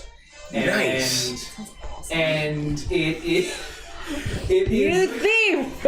Hey, thank you. And it is. What did you steal? So last night in Feywild, like Gricko or somebody asked Richie about where Crummy would have gone in Ogway, and he said his favorite place was the Rum and Bones. And he's like writing it down. Beautiful. What is this, a crossover episode? This is crossover. Incredible. So it's this place called the Rum and Bones. It's this multi-leveled bar where it's a rum bar, obviously. It's a rum bar, and like the legend is that it was founded by this famous pirate that basically spent the rest of his years in Ogway and held his hid his buried treasure out in the bayou. No one was able to find it. So it's kind of like, it's become it used to be more roughshod, it's become bought out, switched owners, and it's become a little bit more touristy and a little bit nicer. And so you actually realize that basically the dining room where you guys normally eat, it was on the second floor. And you were able to see into some of the windows and triangulate from the balcony that you were able to kind of get a good, there's outdoor seating in the Rum and Bones, so you and Emiria realize that like this, like one corner table at the Rum and Bones, like the best place to triangulate. Can we get reservations? I would say to reserve the table. Yeah, you reserve the table. What is the distance between these two buildings? Like, if there's an alleyway that runs between them. There's an alleyway. I would say it's probably about 15 feet. Okay, so it's the kind of thing where, I mean, 15 feet, that's an easy jump. Yeah. Worst case scenario, I could bat across and, like, fly in and, like, Batman in. Yeah. I was going to say Superman, but that would have been ridiculous. That would have been ridiculous. No. That's ridiculous. Okay, so that'll be good. So then we the two of us, make a reservation for at least 4, but, you know, I also want to see if there's any other place where we can have other people, you know, on the other side. You know what I mean? Not all of us just sitting at a table, like, you know, looking across the alley, right? Don't break your neck, but right. So it's like, I don't know if there's like, you know, more place that we could put somebody on the other side of the, you know, I don't know. We're just gonna do all sorts of recon and see what we can find for vantage points, and that's fine. So yeah, you look out, and it seems as if that basically you're able to kind of scope out all of the vantage points. You get a sense that you can kind of see across the way, and when you get the right angle, you're able to see kind of in that smaller room where you guys had eaten previously twice. And so with that, you do that annually, and you get some writing, and you spread the word, Sylvie, that you know that you, Sylvie, are the hero, the Dragon Slayer, that has. That is going to see Alphonse. The last person that you're going to see tonight is going to be Alphonse. My case will never go cold. And as you are strutting around, you see Wendell. No, you literally see Wendell. I'm not even kidding. So you walk by the construction, and you still see the man with a bowler cap, a large gray mustache, and And he just kind of shouting, waving around, pointing. Oh, Thank thanks you for the raid. The Thank Chaos you so Conductor. much, Chaos Conductor. Thanks for the Thank raid. you. Appreciate it. Thank you very much. We love you. So Again, that noise is terrifying. You see him turn as he turns to you, and he looks at you and his eyes widen. I didn't recognize you in such a beautiful outfit. Thank you so much, Spindle. Oh, it's Wendell. That's what I said. Oh, I'm sorry. It's okay. No, thank you so much. I have a date with Alphonse LeBlanc tonight. 1-on-1. What an honor. I know. It's because I'm oh so special. There is so much going on with Nuit Blanche, and you can see all around, and you look around. And he's taking the time for me. I mean, it's unbelievable. I know. He's paying for the repairs. Except it's not unbelievable because I am just that special. I believe it. I believe it. And I mean, look around and look around. There's tons Kendall, of you are decorations. just so kind. Oh, I am kind. I've always been told that. My mother said other things, but I never. Oh, it is Wendell, by the way. Yes, that's what I said. Oh, excuse me. I'm sorry. And so you look around and you see that that the whole main square. And you're not that far from Avantris and Emiria. The whole main square is covered in decorations in blues and silvers and whites, moons and stars, and everything is just covered in streamers, and it's this beautiful decorations. There's stages set up. You see some half or mostly built floats or finished floats kind of tucked away in little areas. And where the destruction of Guru was, it's very nearly finished. At least the facade is. And you have like painters going in, and he points all this out. This is all thanks to Mr. LeBlanc, and he's paying for the alcohol and the food, and he's so generous, and who else can throw a party better than Alphonse LeBlanc? Absolutely nobody, which is why it's so safe for me to go tonight and spend time alone with him. Oh my goodness! And I did tell you about a surprise. I was going to send it later, but I wanted to tell you if you'll tell the rest of your friends. I would love to. So, after you all slay... Only, Jimbo, if you promise me that you will make sure that you tell everybody you know that I spent the entire evening with Alphonse LeBlanc. Oh, I will. Oh, it's Wendell, by the way. That's what I said. Oh, I'm sorry. And so... I'll tell everyone. That's my favorite. I'll tell everyone if you'll do me a favor. Of course, I will tell my friends. After it was my idea too. After you slayed the dragon, I had a. Oh, thank you. Thank you for the cheers. Thank you so much. You're my favorite Murgle. For Kega Murgle. I commissioned a special float in the parade for you. For me? Well, for you, especially, but and it's a surprise. It's wonderful, and I'll be there on the float. That is so amazing, and Derek. Oh no, it's Wendell. What? Derek's not even close. Derek's not even close. This fucking guy. That's what I said. And he falls into the bayou and drops. That's what I said. Oh, I'm sorry. It's all the excitement. You're just not hearing properly. I must not be. I'm just so excited. But the real question is, does it float? Well, it floats. It looks like it floats above the air, which is why they call it a float. That's amazing, Jim. Oh, it's Wendell. I know. Oh, good. Tickets. Perfect. And so this is for VIP for the whole evening, and then I can't wait. Then join me on Beignet Boulevard at 5 p.m. And it would be so weird if I wasn't there, right? That everyone would have to go ask Alphonse. You were the last person who saw Sylvie. Why isn't she here? I will be so worried if you don't show up. So of course I will be there. The float. It has to be to celebrate our heroes. Of course. And it is very fitting. I had it custom made to you. I'm so excited. It's a dead black dragon. Amazing. Peter, I don't think that there's anything that surprised me more than this.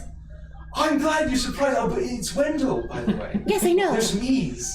What? It's Wendell. Yes, I know. Oh, good. Anyways. Well, Carlisle, I've had a lovely time talking, but I have to go let everyone know what's happening with me and Alphonse.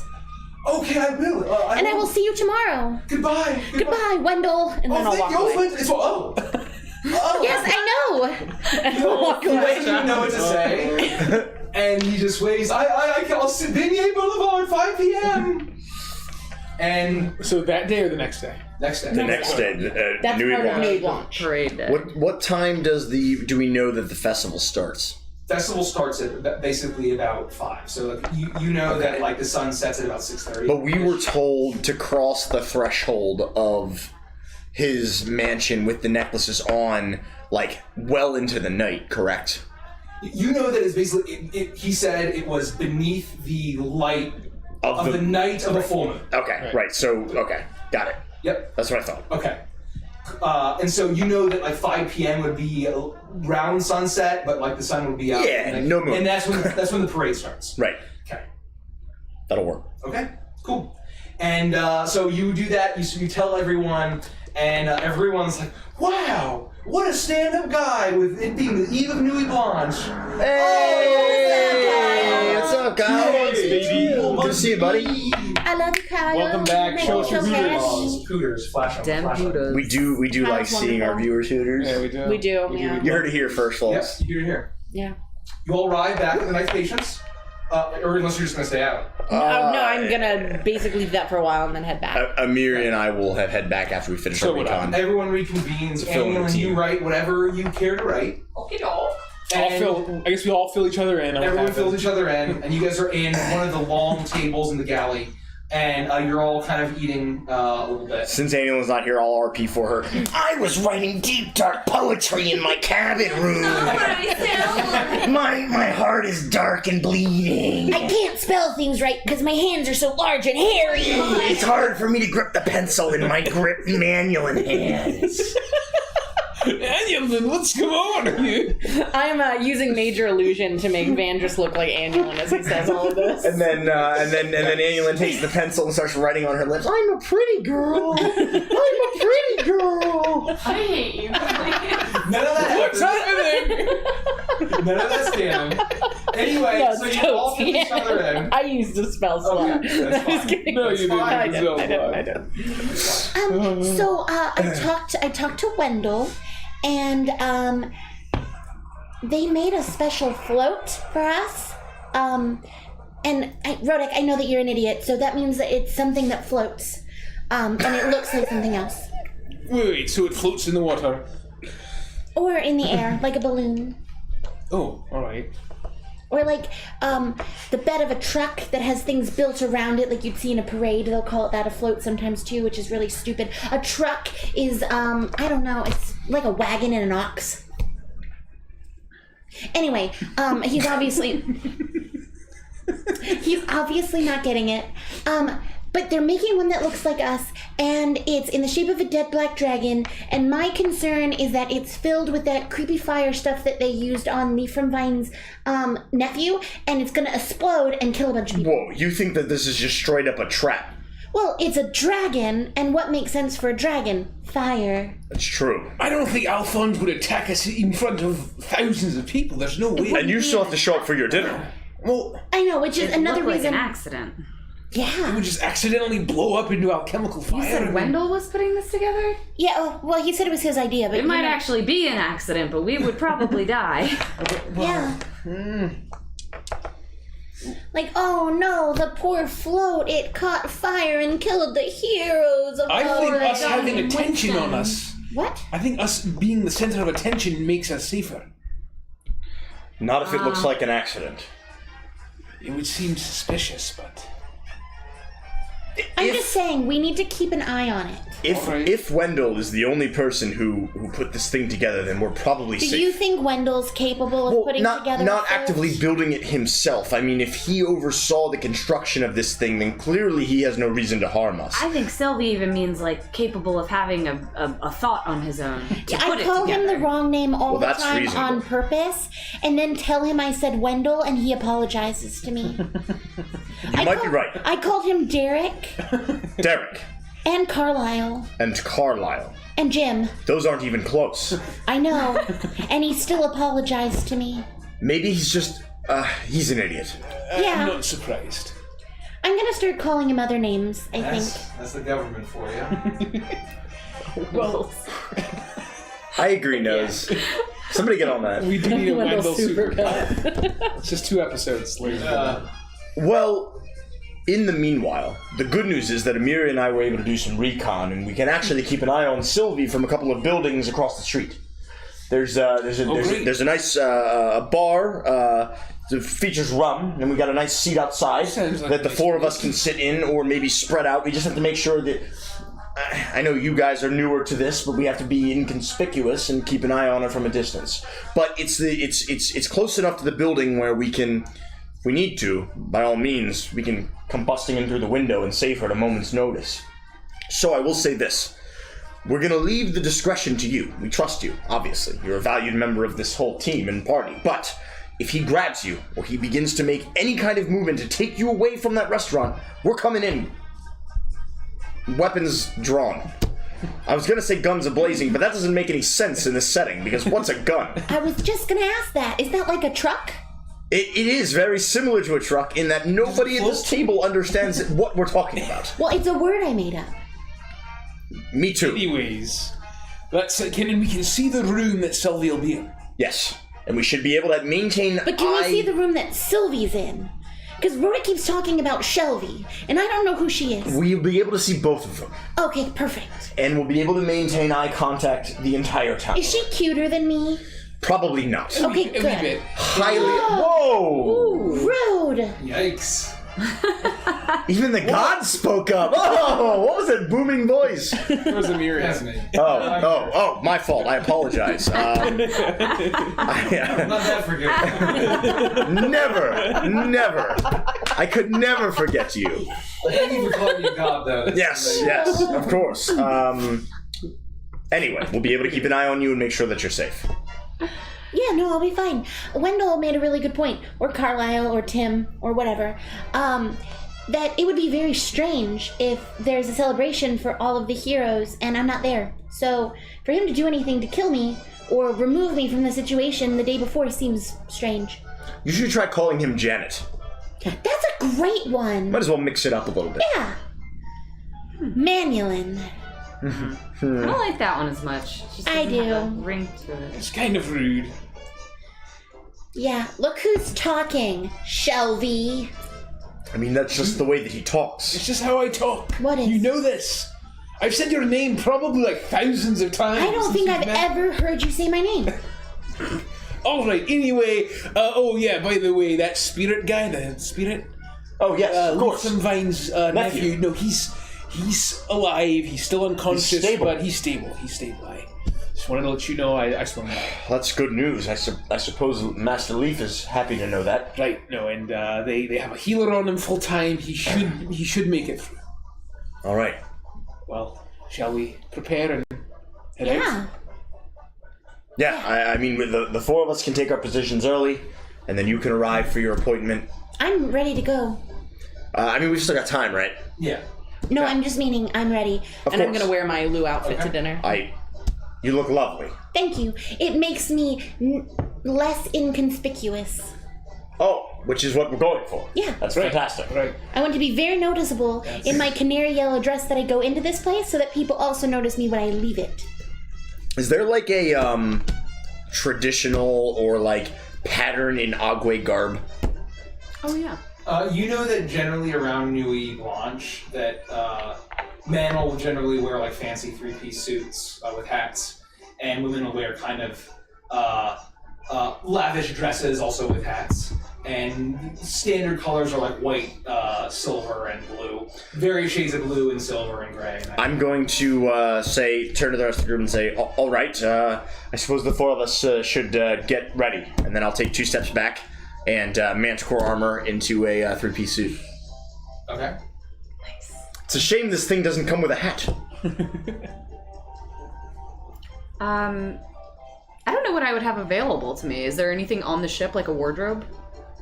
There is like a light wardrobe, but a lot of very practical clothes, like kind of military tunics and that kind of stuff. Okay, so no like. I'm going with this. I can disguise my armor, and I'm not going without it. That's fine. You just need to make sure that you will remain completely hidden from the view of potentially where Alphonse and Sylvie will be sitting. I'll probably have like an old brown cloak. I'll just put that over everything. I'll wear this and I'll put it on. Even if you sit farther in the back and you don't necessarily have eye vision, a line of sight the entire time. No, that's fine. The gap between the two buildings is only about 15 feet. Do you think you can make that jump? I think I could. I think I could. As long as I could do a running jump, I could. All right, and we'll be fine then. Right. Rodek, is my ball gown in the bag of holding? I don't even know what I did with that thing. I don't have anything to wear. You have it on you. Your hippo gown? Yeah, you have a gown. Okay, it's like gray and stuff. It's like a hippo gown. Yeah. Oh, it's gray, so it's fitting for doing blonde. There okay, you go. yeah. So I'll put that on, and if I can, I'll look through the wardrobe of the ship and see if I can find any gloves and like put them on my hands. You find something that covers your hands. It's a little small.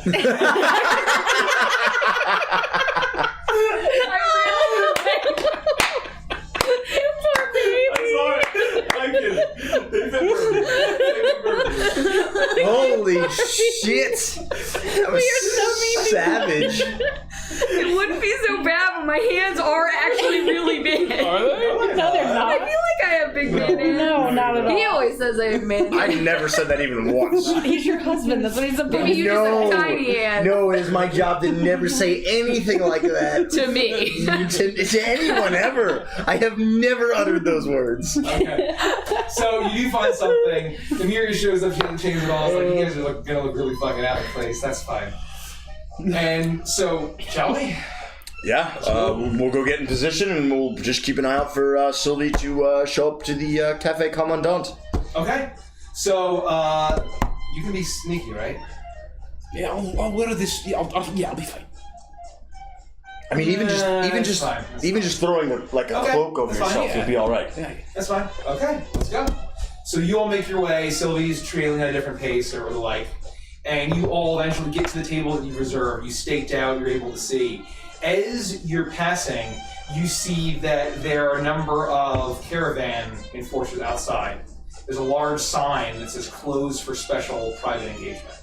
The cafe. The Cafe Commandant is closed for private engagement. And so that is what you see. And as the sun sets, you're going to see that you're kind of in the new Arcadia Square. Most of the decorations have been set up at this point. There's tons of additional seating. All of the balconies of all the multi-tiered buildings are covered in streamers and hanging with glass beads and coins kind of attached all over the place and effigies of stars and moons. And it's just incredibly beautiful. The city has transformed in a number of days. It was always very gaudy and celebratory, but this is even more so. And so, Sylvie, you arrive at Cafe Commandant with your friends staking out. And then, I don't think that's actually appropriate. We're going to not have any music.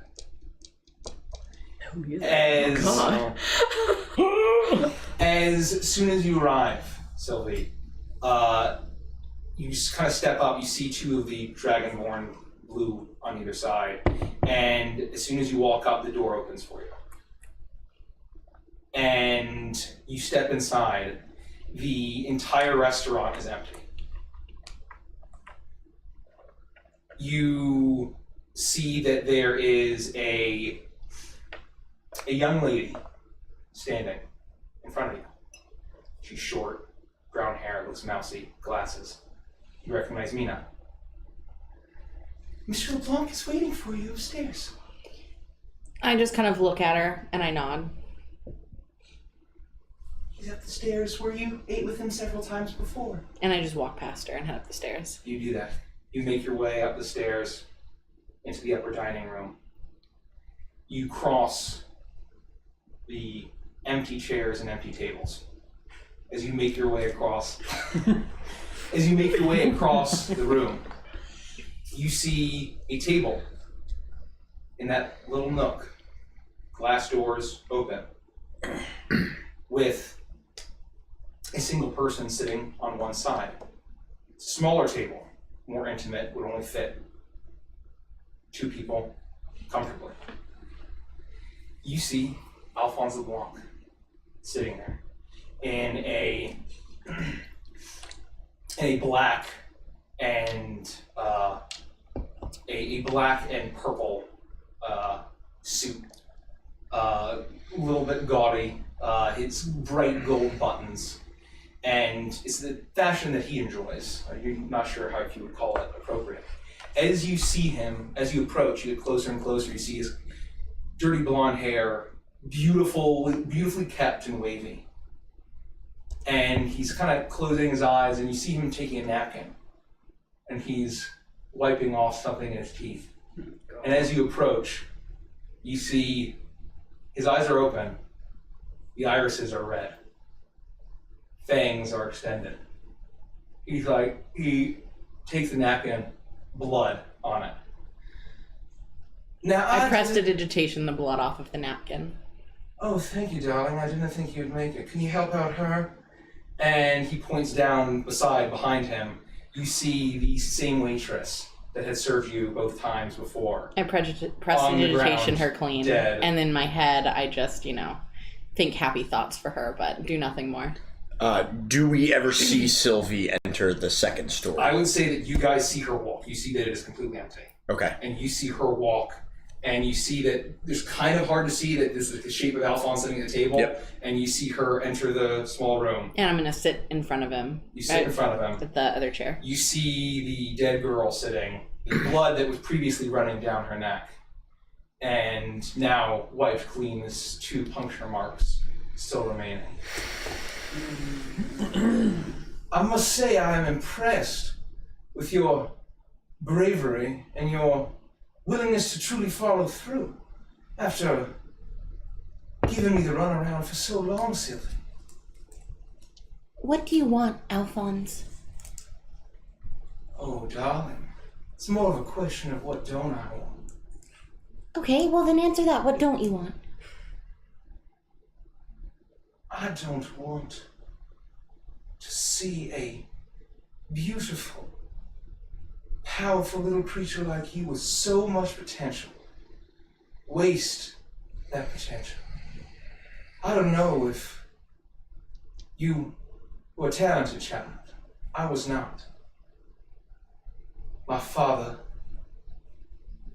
never let me forget it. My mother never let me forget it. My brother never let me forget it. And even my little sister did. But what I had, it wasn't talent, it was ambition, darling.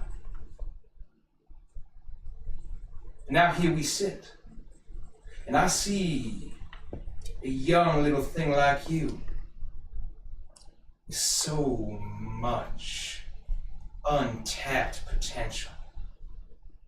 Imagine what a shred of ambition could do for you. Ambition does is ambition.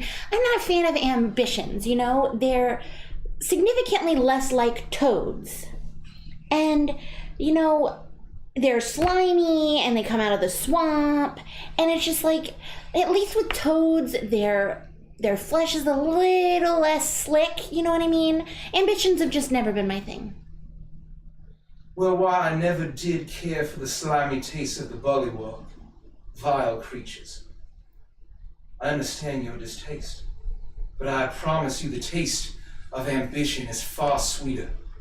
I do have ambition, Alphonse, but I'm not evil. And I can look at you right now and look at that girl down there and know that you are. What you have in your heart is dark, and I want no part of it. What do you want with me? Cut to the chase, because I'm not going to stay long. So you tell me now, or we part ways, and I will see you tomorrow. I like a little bit of fire in there. Allow me to be a little more forthcoming, darling. Now, you say I am evil, that what lies in my heart is darkness. Have you looked inside of yours? Well, I've never ripped my chest open and looked at it while it was beating. But if you mean introspection and self-reflection, then yes, I have. I've had to do it often. And what did you find in there, in your deepest, darkest recesses of your soul. Well, I don't care about you enough to talk about that. Are you going to sit here and tell me about all of the things that you dislike about yourself?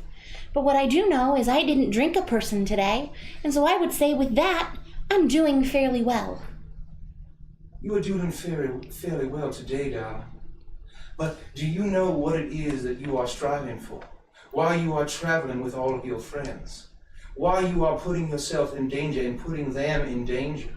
Whose will are you serving, darling? And have you even stopped to think about it? Of course I have. My best friend, Titania. But regardless of that... You keep saying that, darling. Yes, I do. But regardless... What is she like? What are her intentions? Well, I think she just likes things to be pretty, and I think she likes pink, and I love pink. It's one of my favorite colors. And glitter. She likes glitter. She can be a little fickle sometimes, which is okay, because so can I. But she's just kind of like a woman, you know? Like a woman's woman. When you were a child... Yes? Before you ever met Titania... Yes? What was your favorite color? Glitter. If you had to choose a color on the proper spectrum... What do you mean? Red, blue... Ew. Pink... Ooh. Pink. I love pink. Is that so? Yes. And when you grew up, what did you want to be? A woman's woman? I wanted to be untouchable, so that my family couldn't make fun of me anymore, and that my dad would, and just so that my family couldn't be mean to me anymore. What does that have to do with any of this, Alphonse? What game are you playing here? I am playing no game, but there is someone out there that is playing a game with you, darling. Oh, and you are such a poor, naive, trusting thing. And you think that I'm gonna trust you? Oh, Sylvie, come to dinner. Have dinner with me, Sylvie. Oh, by the way, how do you like this dead body with all of this blood next to me? Now trust what I say. What reason do I have to believe anything that you said? Titania gave me power. Titania allowed me to get away from these people that were hurting me. Titania gave me my friends. Titania's done so much for me, and all you've done is put obstacle in front of me. You've treated the people I care about in a very poor way. The only nice thing you've ever done is you applauded at the very first show I ever wrote, which I must say was an amazing play about vampires, rightfully so. And I don't have glasses, but I adjust them. Oh, thank you for the follow. Thank you for the follow, Krabby Maddie. So why am I supposed to care what you have to say or what you think? Sylvie, anything worth achieving is filled with more obstacles than we could ever imagine. Obviously. I am one who knows your pain, who knows your suffering, and suffering that you don't even know, at least not yet. I too was bound by a being that's far beyond our mortal comprehensions, expected to be a pawn in some game. I chose that life. You talk about ambition. I chose this. She offered me something and I chose it. She offered you something. Did you ever see her face? Well, I think she was like bright and beautiful, so yeah, like she had like eyes and stuff. Was she everything you hoped that your guardian angel would be? Even more so. And child, have you ever seen a fey creature before? I have indeed. Spectacular. And also very tricksy. Yeah. I learned. And there's always more than meets the eye when you make a fey pact. Yeah, no, I know. And when you make a fake one, and the dwarf still doesn't give you a pony, you know he's caught on. And that's why for real ones, there are real consequences, darling. You say there's darkness in my heart. You can say that about all the evil out there in the hearts of men. I am striving for something beyond petty definitions of morality. And there's greatness there, and there's the desire to be free from the bondage of those entities out there that would attempt to enslave us. And that is where we differ. Because I want her with me. I chose this, and I'm continuing to choose it. And you can continue to run from your past and your mistakes, but I will not. Do you know what her end game is? I don't, and I'll deal with it when I get there. Let me ask you one question. Might as well. With several follow-ups, do you have any idea how delectable your blood smells? Well, okay, so you know how I talked about you being evil, and you said, well, have you looked into the evil of your soul? Let's talk about creepy. Okay, do you have any idea how creepy you smell right now? My perfume is very expensive, darling. Is that the answer to the question? Answer my question. Do you have any idea why a creature might be interested in blood? Well, because you're a Dracula, and so Draculas drink blood to live, just like I eat, like, burgers to live. How many siblings do you have, darling? 10. How many sisters? 6. Where do you fall on that line?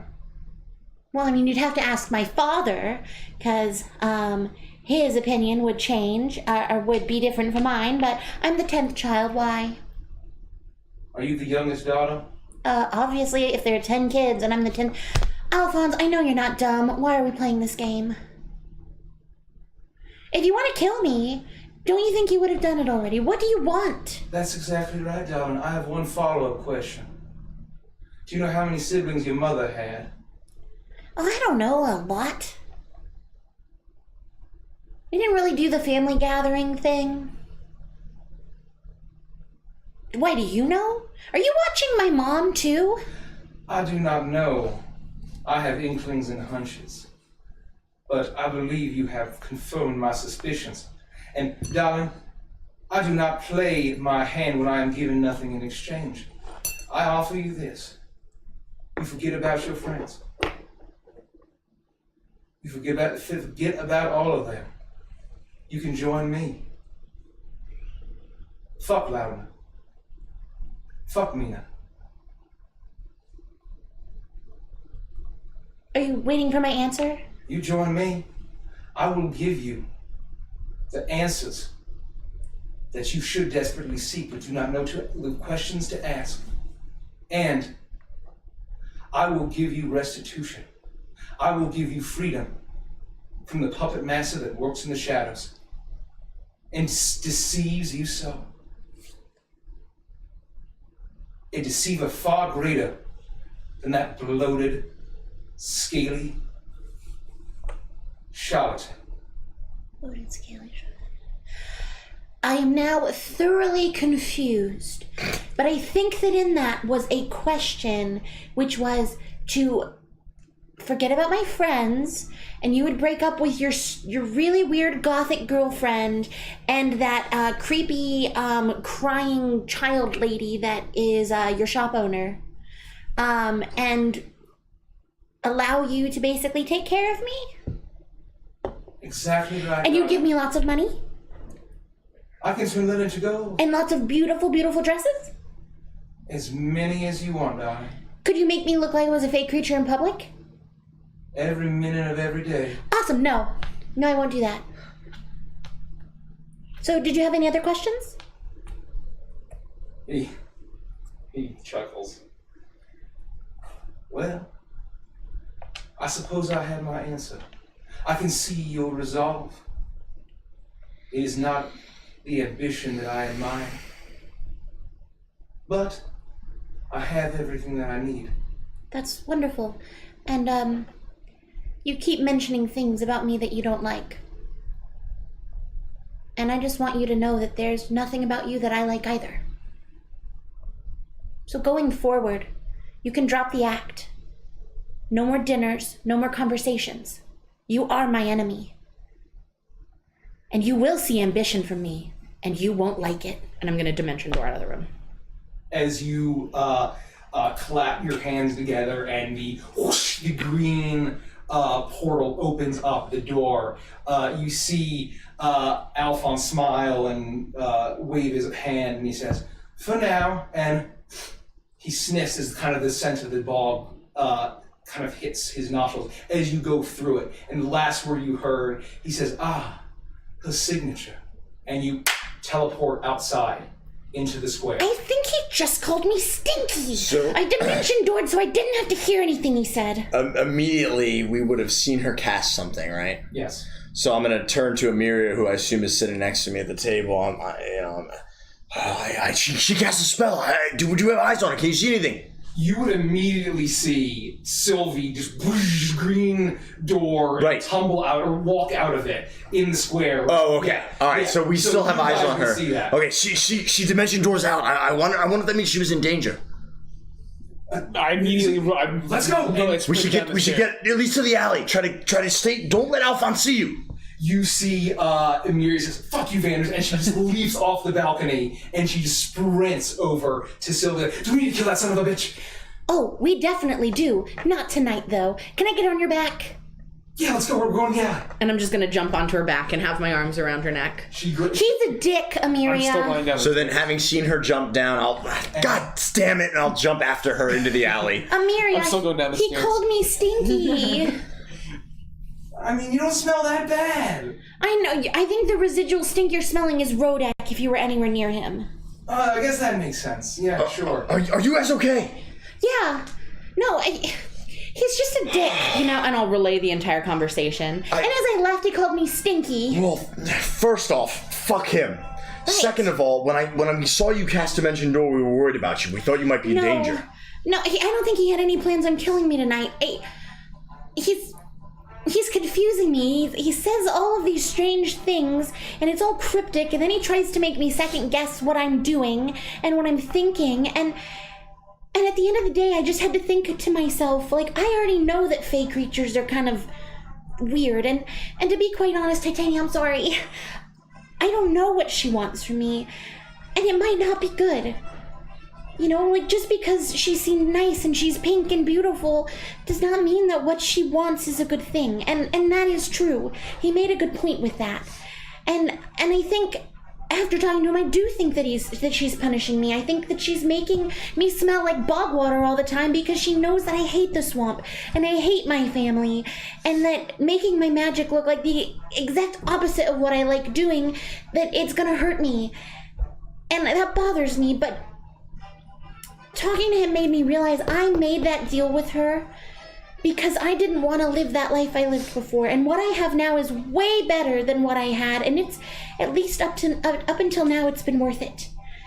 And Alphonse tried to offer me, didn't really sound like much. It was kind of what we already have: a beautiful home, Gullhaven, lots of pretty dresses. Hello, Lou outfit, looking like a fey person, and then I'll use one of my fey magical abilities to make myself look beguiling. Can already do that. So haha, joke's on you, stupid vampire alchemist guy that smells weird.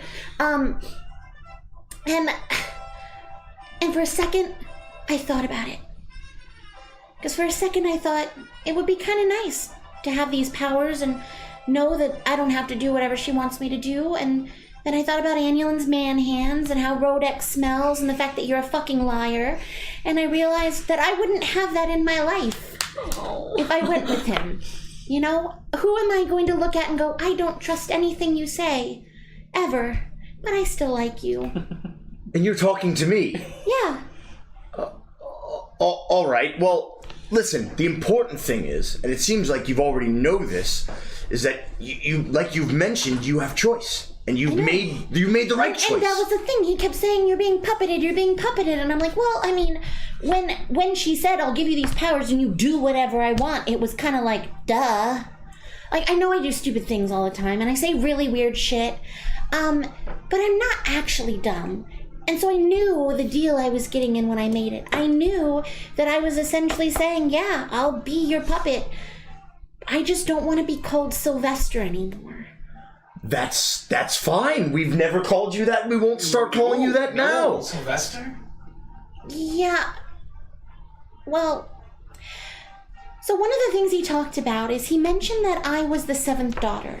Right? And that's true. My family had 10 kids, and my father comes from a family where they have 4 boys.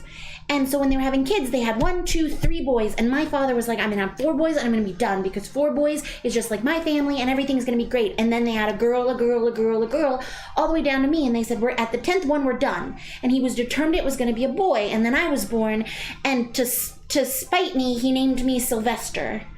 So that he technically had 4 boys. And so I go by Sylvie, and don't ever call me Sylvester. I will turn you into Frog and keep you that way forever. I wouldn't dream of it. What a fucking dick. Yeah, you wouldn't like him. His name's Buford, and it's just like it sounds. Gross. Huh. Well, I'm sorry you went through that, and your name's not Sylvester to me, it's Sylvie. No, it's Sylvie. Of course it is. we've all got parental problems, I suppose, at one point or another, but the important thing is, again, that even if you've made this deal with Titania or whatever, you always have choice, and you got us. I know. And we're never going to leave you alone. We're not going to let you be. So no matter what, I'm glad you didn't choose to leave us behind tonight. I think he was trying to scare me, and he was like, "Ooh, look at me, I'm wiping blood off of my fangs." Like, he openly showed me he was a Dracula. And he had the body of the poor lady who used to run that place. And I cleaned her up. The one that served us, or the one that No, I don't know one of them. Every time we went in there, I was just kind of worried about all of the dragons. It was one of them. But either way, I felt bad enough for her, because, I mean, she was drinking, right? It's terrible. So I cleaned her up. And then he's talking about how I'm leading you guys into danger, and I need to be afraid of all these things, and all I could think to myself is, I'm not scared of you. Good. Did he try to kill you? No. If it's any consolation. I don't think he's going to try.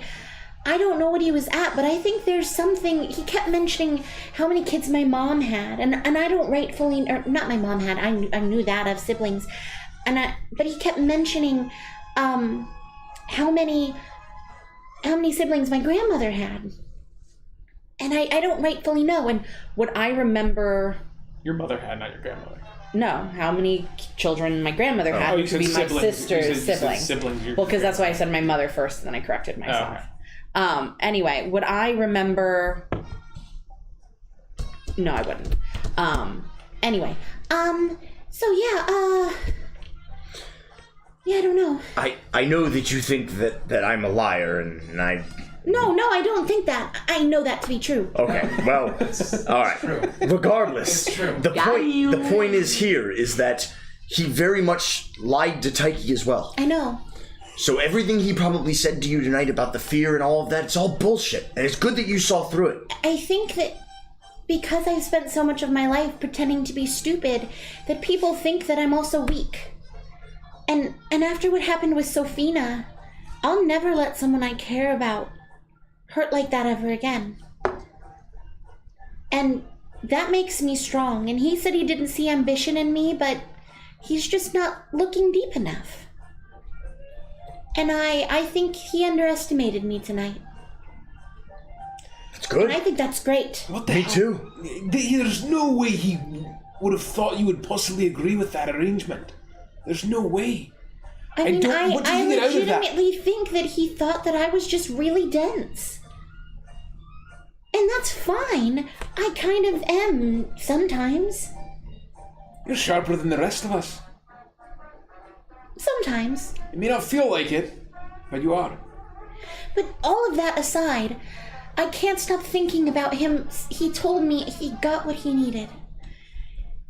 And I don't think he took anything from me, but I think I gave him some kind of information I hadn't intended, and that does make me nervous. I mean, if you didn't even know about it, then there's nothing you could have done about it. That's true. There's no sense really worrying over it, unless we know for sure, and we're gonna do what we can with what we know. And we're not gonna stress ourselves out over things we can't control. What does he... I'm shocked he would just leave Mina and Lorna behind. My thought is this. I don't know if he knows that we know that Mina is one of those, like, super sexy, cloven-hooved things. You and me both, Vandris. You and me both. But he seems that... Because I don't think he knows that we know that, I don't think he realized that that let us know that Laudna is very powerful. Whatever she is, whatever she's doing, if he was willing to give her up... For you. For me, then that must mean that... Oh my god, that must mean I'm more powerful than a beautiful cloven-hooved, like, devilish, like, hot, sexy, sexual, like, sexy thing, and more powerful than goth girlfriend. That's pretty cool, but that also lets us know that she's powerful. And that may not be information he expected us to have. So. I was certainly concerned about it. We've been talking about what her role is in all of this since the beginning. And this maybe confirms it, like you said. Did you relay the part about he was serving some other being like you were? Yeah. Okay. So he said that he was... I'm sure he's talking about the thing that took Santa. Matthias? Yeah, Santa Midnight Claus. Matthias White. Right? Yeah, Santa Claus. The That's pirate. exactly who he was talking about. My ex-husband. So do you think he was a magic user like you? That's the thing. I don't know, because I don't know anything about, like, devils or demons or any of that stuff. I'm assuming it was a devil, but I honestly don't know. And I look down at Emiria. I know that you're not, like, one of them, but please, if I'm saying anything insensitive, you let me know. I don't know. Devils. Awesome. Fuck devils. You know what I mean? So... I don't know how those packs work. I don't know if you can do what I did, where they give you power and you do stuff, or if he was just weak, or if it was something like what we saw with Baron Samedi, where someone just wants something and then they hold it over you forever. I don't know how it works. Clearly this being was looking to claim something, whether it just be Alphonse and his soul, or something that Alphonse took. The demon is looking for something. Clearly there is an imbalance in the deal that they made. Here's my thought. Likely, he made some pact with that devil. And Alphonse realized, well, this is a bum deal, whatever their deal was, and he used the Chalice of Agony, which was the devil's cup, like he referenced, and somehow used the power of it to break his pact. Can you do that? How would you know how to break a pact? I have no idea. I don't know if I can. I've never thought about it or even tried, because I haven't wanted to. The closest I've ever wanted to is Titania making me stinky, but I guess I did try and break it when I offered to give up my powers to make sure Ganji didn't have to break his connection with his god, and to save your lives. That's true. But she didn't make me. So, I deserve to be punished for that, and so Stinky Sylvie is, fine punishment for now. Titania, wherever you are, for now. Huh. Well, maybe we should make our way back to the Knight's Patience, and we can discuss this on the way. Yeah. You guys make your way back without much effort or trouble at all. You see more and more people are getting in. The final blitz of tourists coming in on the eve of Nuit Blanche. And it's already a party atmosphere. Every bar is packed. Basically, by the time you're leaving Rum and Bones, it is complete. Every single floor is 100% packed. And people are just flooding in, stumbling around drunk. And it's just full of revelry. You make your way back to the Knight's Patience, and you're all wherever you'd like to be there.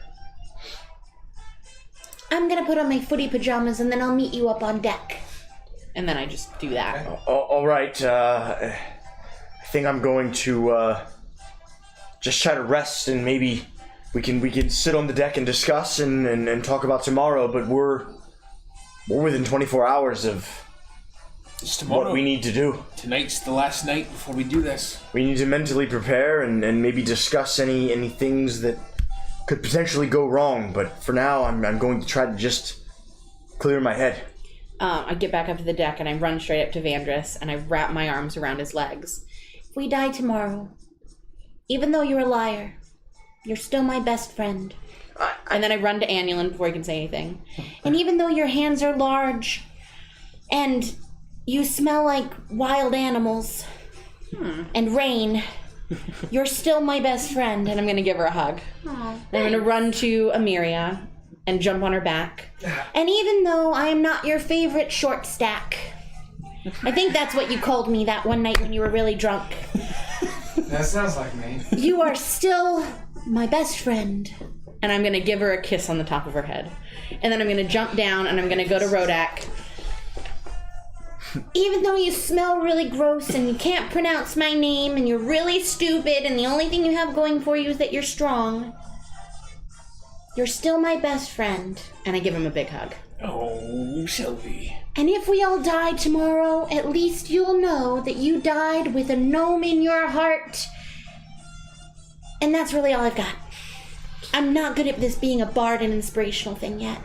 I appreciate the sentiment. And as the only thing that I can say is that you're also my best friend, as are all of you. And I agree. But then that leads to the question, can you really have more than one best friend? What constitutes best? Well, why not? Why can't you have more I than would one say best in this friend? case, you're all equal. So you're equally best. The point is, if I'm gonna die in that mansion, I'm gonna make sure he dies too. Nobody's gonna die. Of course, no one's going to die. You know that's what I was going to say. No one is going to die, but I will not draw my last breath and allow him to still be walking this earth. There's no way. And that is we're talking plan like Z. Yeah. Because we're all leaving that mansion, all of us together. Whatever you say, cowboy. Well, we need to talk about what do we do. Are there any last steps we're forgetting? What do we need to do to be ready for tomorrow? Holy water. Mirror. Disgusting demon-cursed necklaces. Right. Yes. And I think it looks kind of cool. and the Yeah, I'm just worried it won't work. Well, let's make sure we divvy everything up. Who's gonna hold the mirror? So, this is one of the I things will, that we... because he's probably going to look at me the most. That's true. With my heaving bosoms. This is one of the things we discussed with Guru before we finished him off, and I asked if there was any kind of a range or any kind of... and he didn't seem to think so, so it might be safe to keep the mirror safe in the back with Sylvie. Okay. Now, as far as the holy water goes, Rhoda, I assumed that would be one of the three of us, whoever's going to be able to get close enough to him fast enough. Oh, If we you'd like- can't divvy it up? I think it needs to be in that container. Oh. But I think once we get it on him, it's probably just good for We just can't boss miss. battle in a We have Dracula's to castle. get close enough where we can't miss. Okay. Yeah, I mean, again, I don't know for sure, but Madame Zofstra seemed to just say the container had some importance. Oh. I don't think it's something that we can just... Well, then you or Rodak were Amir. Yeah, I mean, Amiri... No, I'm not touching that. I think I'm not a godly woman. Neither am I, but it's not going to stop me from doing what needs to be done. You're quick. I'll take it. I'll take There I you go. agree. Got it. Are you sure? I would like to take it. All right. I trust you. And I'll make sure it strikes true. And I give Anders a wink. Wink. I'll put it in my pack. So the tea we should divvy up. Yep, there's We each get one. 5 of each, so and one there's for one each extra of us. of each. No. Amiria, hello. Oh right, no, there's this. I'm sorry, I forgot you were coming. And everyone forgets about me. I never forget about you. You wear so many faces as part of this lovely world. I'm good, way better disguises than you are, even with your fucking horn. That's true. There's a reason I gave that up early on. Yeah. Amiria, Things again? Yes. what we're gonna do tomorrow is gonna be really hard for you. I know. If Hissy is there and you see her, She will be. and she is not possible to be saved, I need you to promise me that you won't do anything to get yourself hurt. And you won't do anything to get us hurt, because you're my family now. I don't have anyone but you guys. And the pain that you feel over Hissy is the kind of pain I would feel over you. Agreed. And I want you to think about that. I'm not going to actually make you say the words, because your choice is your choice. But every choice that you make, just know that should you do anything like that, I will have to live with that for the rest of my life should I make it out of there. Okay? She kind of stares off for a bit and refocuses. I wouldn't have this opportunity to kill that son of a bitch if it wasn't for you guys. And I'm not gonna put you guys in danger just because I'm sad. Mechanically, is it a greater healing potion or superior? Greater. So greater. There is also no potion of fire breathing or breathing fire. There is. There, what is it called? It's called Potion of fire breath. Fire Fire Breath. Type that in. I don't have it. If you just type Just search fire, fire. it'll come up. I did. I don't have it. Potion of fire resistance. That's what shows up. Other things show up. It might be because we purchased all of Something? the magical items from stuff. It might not be one of the ones that's just available for free. Yeah, I don't We can think. tell you what it does. Yeah, I don't think I have it in my D&D. I- D&D Beyond. D&D Beyond. Yeah, it's. I don't think it doesn't come in. I don't think it comes in the base stuff. That probably I doesn't. may have just added something. But yeah, when you're ready to, I'll tell you what Yeah. it does right now, so that way you'll know and you can use it should you want. I'll have to jot it down at some point. It's fine. Potion of fire. It lasts an hour. You drink it, and then within that hour, you can breathe fire 3 times as a bonus action. It's a big cone, dex save. Is it actually the fire breath spell? And it's 46 fire damage. Yeah, 46 fire damage and a DC 13 dex saving throw. So probably like a weak version of. It's actually not. I probably won't be using that. But Well, it's a bonus action, so it's kind of Oh, free. that's true. Okay. Right. Yeah. I take that back. That's actually pretty good. Yeah. Have you ever gotten a potion of acid resistance? There were potions of resistance. That you Yes, rolled for. and I still have one. We've got a lot of potions What? that we haven't I have a used. potion of resistance. I don't remember if it was right before the Orpheus fight or if it was before after Orpheus, after we killed those lizard men that had the potions on them. I forget what it was, but there was a point where we all got potion of resistance, and I never used mine. And I thought about using it during the Orpheus fight, and I didn't. Acid resistance would have been, or was it? Acid resistance would have been for Guru. Yeah. Yeah, it was just the one that I had is just resistance. Yeah, then you roll for it when you drink it. Oh, So it's okay. bad enough. I got it. force, I think. Oh yeah, Something yikes. That's rough. And I never wrote mine down then, or I used it. Well, I just wrote potion of resistance because it's not until you drink it that you roll for it, right? Yeah. Right. Oh. So Whoops. It's fine. You can keep it. Whatever you roll. I wasn't sure if I just added that by accident now or if that was something I No, had. yeah, you guys have had that for a while. Okay, cool. well, I suppose there's nothing left to do now, but Do we think it's worth calling Orpheus, or should we just... to be fair, I don't really want to talk to that prick. I mean, what's he... He's not gonna help us. Hey, anymore. Orpheus. Okay. You there? That's what I thought. You wait probably about 30 seconds. I was in the middle of the bath, but I can give you a few minutes. Hey, Orpheus. I don't want to keep you long, because I don't want your bubbles to get cold. But, I might die tomorrow, and I just wanted you to know that you're my friend. You haven't reached best friend status yet, but you're my friend. And if I die, I will haunt you forever. But, like, in a really fun way, where, like, I'll pop up out of the bubbles and, like, I'll make jokes and stuff. I don't know if that really doesn't will sound work. fun. That doesn't sound fun at all. Well, I could spy on people for you if I was a ghost. That doesn't sound awful. Yeah, but anyway, I just want you to know if I die, I will miss you. And so enjoy your bath, okay? Thanks, and don't die, please. Just let my sister know, because I don't really want to talk to her. Just let her know, like, if I die, that I'll kind of miss her too. But then just tell my family that I died like 10 years ago. I'll relay that information. Okay. Do you want to say anything else to Orpheus? Do you want to ask him about anything you talked about with Alphonse? No. Nope. No, that was all, Orpheus. Goodbye, friend. For tonight, at least. Don't let it. You didn't let me kill you guys. You better not let a chump like Alphonse kill you.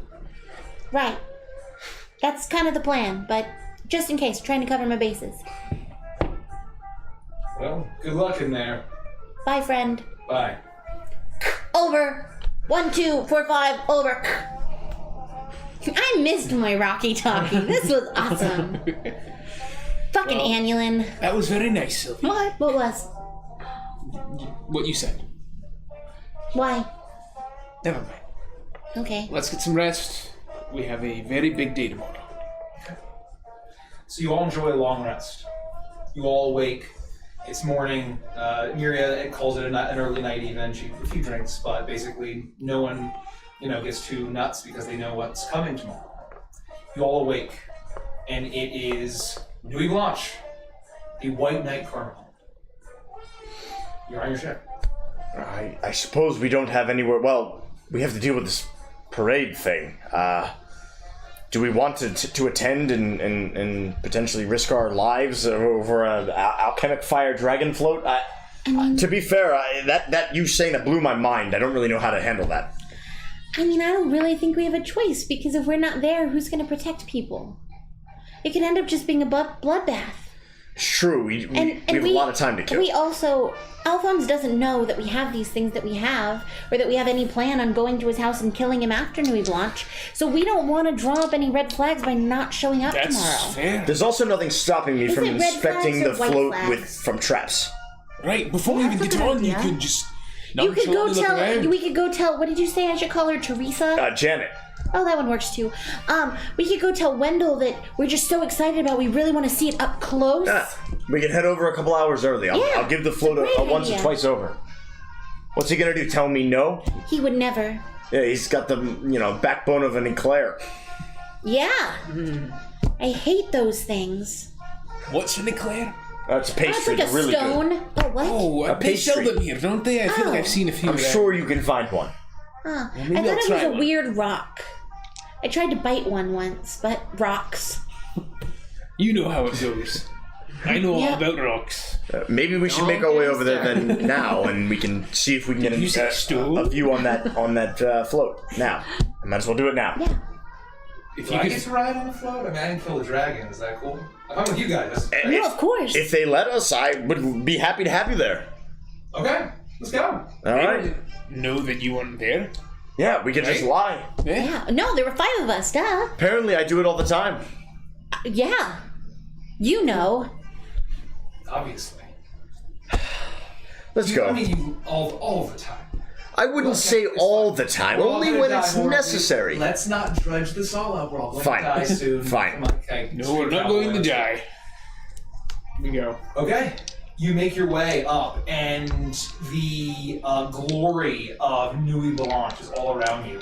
There is a jazz band on every single street corner. People are already drinking. It's like 10 in the morning, and people are already drinking. They're throwing glass beads in these little doubloons, and people are catching them, and people are saying praises to Saluna, even though they're not really here for religiosity. And the beautiful streamers are just kind of all around you. There's just petals of blue and silver and white as you're walking through the streets. And you make your way up the Magnolia Promenade as this, the jazziness, you know that the Magnolia Promenade is tons of brass music, but this is even more just like upbeat and celebratory. And you see that there's a number of floats that are being drawn. You see some that are in images of a seahorse and an image of a great stagecoach. And so you eventually find your way to Beignet Boulevard. And there is it's an alley that leads to kind of this holding cell that you can see is probably a repurposed stable area where a lot of horses will capture oxen. And there are several floats. And you see one that seems to be fairly rushed, but constructed of a massive black dragon on its back, its tail curled up, its head facing upwards, gross tongue lolling out to the side with 2 big X's where its eyes are, and a huge sword through its chest. And there's a bit of greenery and swamp around it to kind of finish the scene. And you see that there is a little bottom platform, but there's a little terrace area on top of the belly of this dragon around the sword where you all could stand. And it's all sitting there. There are a few workers that are kind of working on things. Is Wendell in sight?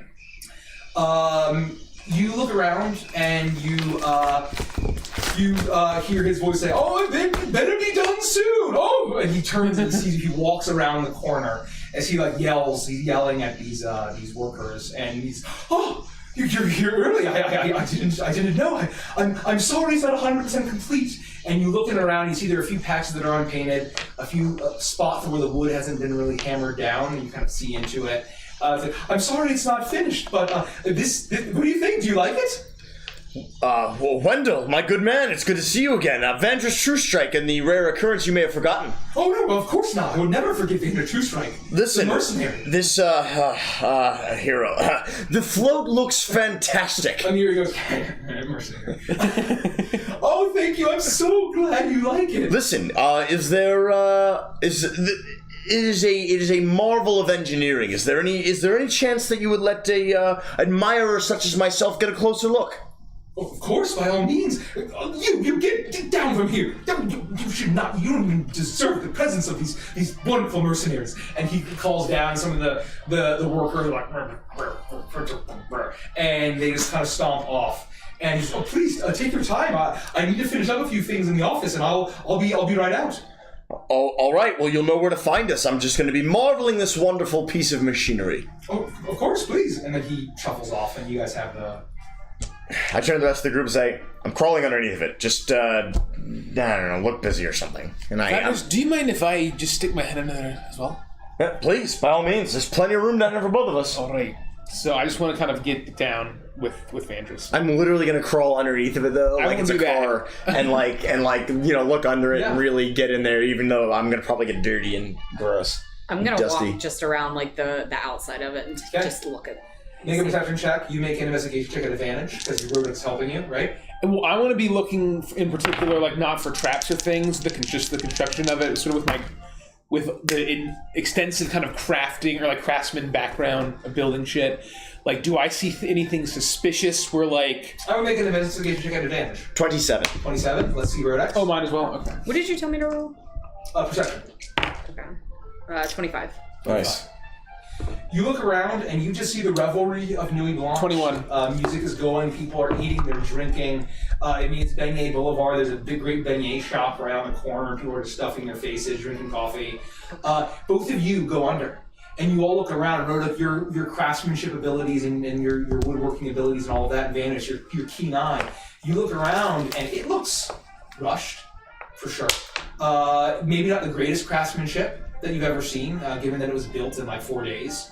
But you see a relatively sturdy land vehicle that just happens to be huge, like 20 feet wide and 40 feet long, that just has a massive kind of wooden structure in the shape of a dragon. It seems to be all wood and metal and iron. It does not seem to be suspicious or trapped. I'll crawl out from underneath of the float and brush myself off and say, Sylvie, do you mind give me a hand here with the dirt? Prestidigitation and clean. Oh, thank you. I appreciate that, and I personally can say with confidence that there doesn't seem to be anything out of place with that float. But good idea nonetheless, and it doesn't hurt to be safe. I mean, it looks a wee bit rushed and not the best craftsmanship, but it seems normal to me. Nothing out of the ordinary. Is there like any kind of pocket near its throat where something could be kept and put in later? I can say with the amount of severe inspection that I gave it, I didn't find anything. I'm confident that this thing is clean. Well, that's really... The whole thing? You only looked at the bottom. I mean, I would have taken an hour at least, a full long time. Okay. Long time to I rolled 27. I mean, I'm confident in my ability to, and Rodex as well. This thing's fine. Okay. And with that, I'm confident in my ability to believe that you're a liar. I don't know why all of a sudden now I'm a liar. It's been months. Jeez. That you've been a liar? No, that I've stopped. I turned over a new leaf. We're heroes. You know, I think my favorite thing about this is how worked up he gets. I'm gonna go get a beer. We're all going to die, probably. That's why we're all on edge. Yeah. You're right. We're not gonna die, but tension's high. Why don't we, since we have a few more hours to kill, why don't we go back to the True Blue Room and have a nice soup, get a drink, I would love and that. just enjoy our time. I do like a good soup before I might die. Couldn't hurt. Okay, so you all make your way to the True Blue Roux. You see a little alleyway down towards Madame Zostra's. The tent is closed. It just says closed, no sign of when that'll be back. You make your way into the True Blue Roux. You all sit down, you all grab a beer or your alcoholic beverage of choice. It is completely packed. You need to wait like 30 minutes to get a table. And you just kind of sit and eat soup, and any kind of soup that you want. Like, you guys know the drill at this point, the true Bluro. Going to try the gumbo. I hear it's a local specialty. I was gonna also have the gumbo. Are you really? Let's have some gumbo together. I want a bread bowl full of SpaghettiOs. They have that. It's one of their... disgusting. It is less spaghetti. It's less. It doesn't taste like Chef Boyardee or like a cruise ship meal. It tastes like actually like it's just a noodle. It's a circular pasta in like a red sauce, and it's SpaghettiOs. I love this. It's my favorite. Every time we'd come to Otway, which was barely ever, I would always get spaghetti bowls. Is that what you'd call that? Spaghetti bowls? That's what I would call it. Yeah, that's not what it's called on the menu. Oh, what's it called on the menu? I call it sketty bowls. Sketty bowls. Yes, sketty bowls. It's a bread bowl of SpaghettiOs. Well, that's lovely. I will probably enjoy the gumbo. Yeah, Amiri gets the gumbo as well. And she's like... loves nothing more than Rodak's reactions to Sylvie. No, I just keep saying sketty bowls in my head. Sketty bowls. That does sound pretty good. I'm imagining actual spaghetti in a bread bowl. That'd be like... Sketty bowls. It's like very close to sweaty balls, but like... Sweaty balls. Sweaty balls, sketty balls. Sketty bowls. Salty balls. Sorry, it's making me giggle. Alright, well... You all eat, and Amiri is like, wow, I think the thing I'm going to miss most about being alive is the food. We're not gonna die. Amiri, I gotta say, I haven't known you to be so defeatist. What's going on here? Come on. Where's the Amiri that I knew, full of fire and fight? You're not gonna die. None of us are gonna die. Call it a hunch. Well, that's ominous. Yeah, you're telling me. Hey, I'm not worried about it. You're not worried about dying. Nah, it's my time. That was all of us. Well, I mean, you're not wrong, but a little optimism could go a long way here. We haven't found, as I always say, we haven't found anything that can kill us yet. Well, until it does. Cheers. Are you going to... But here's the thing. If we're going to bring you in there and you're ready to die, are you going to risk all of our lives? No, I swore. I mean, I'm a woman of my oath. I'm not going to endanger you guys. Just please don't get yourself killed. Please do not. I'll do my best. I mean, can I even compete with you guys? I'm gonna try. I'm pretty good. But... Do your best. I'm gonna try. She's more than pretty good. Listen, I didn't just team... Look, okay, I know you guys met Forgus, but I didn't just team up with anybody in Girlhaven, okay? They met Forgus, you don't really have that excuse. No, I mean... Forgus aside, we had a pretty good team. Forgus seems strong as hell, though. Nah, he could kill a guy with his fist in like 5 seconds. Well, yes, it's because he's nuts. But that's fine. He could have been a capable bounty hunter. I mean, I don't disagree with that. He did have his sources, huh? That he did. Sources. That he did. That whole Ghost Stream shit. Unbelievable how that played out. Yeah. I hope we get some answers. That's ultimately... Again, we're not gonna die. But at the end of the day, I hope by tomorrow, we'll have answers. We'll know more than we do now. We gotta find. I mean, even validating Forgus would be just a nice little thing, you know. He says some crazy stuff, but it's more now than ever. It's as if there are little bits of truth hidden in those crazy things he says. Well, the answers and vengeance. Cheers. Cheers. So you all finish your meal, and you maybe get full up, rest up. Drink a bit more, not too much, but get ready to go. The sun is kind of starting to dip in the sky as it gets closer to 5. What are you guys doing? We'll head over. Yeah, just get prepared for the... Let's get this parade over with. Festivities. And then we march to Alphon's mansion after the parade. So, you guys all arrive at Beignet Boulevard. And your massive dragon float has been pulled out into the actual street. And you can see all of the patches that have been patched up, and all the places that have been missing paint is all touched up. It looks pretty darn good for it being severely rushed. As soon as you arrive, you see Wendell on top of the float. And he looks, he's like, oh, the mercenaries, welcome. Heroes. The place of honor, along with me, the mayor. And who is this? She's one of the people that helped us kill the dragon. Oh, Mr. LeBlanc didn't tell me that. Welcome. Who are you? Gosh, Janet, your sources are not accurate. Oh, yeah, it's Wendell. That's what he said. Oh, I'm sorry. Come, what's your... I'm Amelia Devilance. Oh yeah, I'm not surprised that this is how you look. Oh, thank you so much. My reputation precedes me. I lean into Wendell and I say, she's actually the bravest amongst all of us, and she really likes attention. Ooh, I'll be sure to point out all of my favorite spots in Agway on our way. He's like, and Amelia looks at you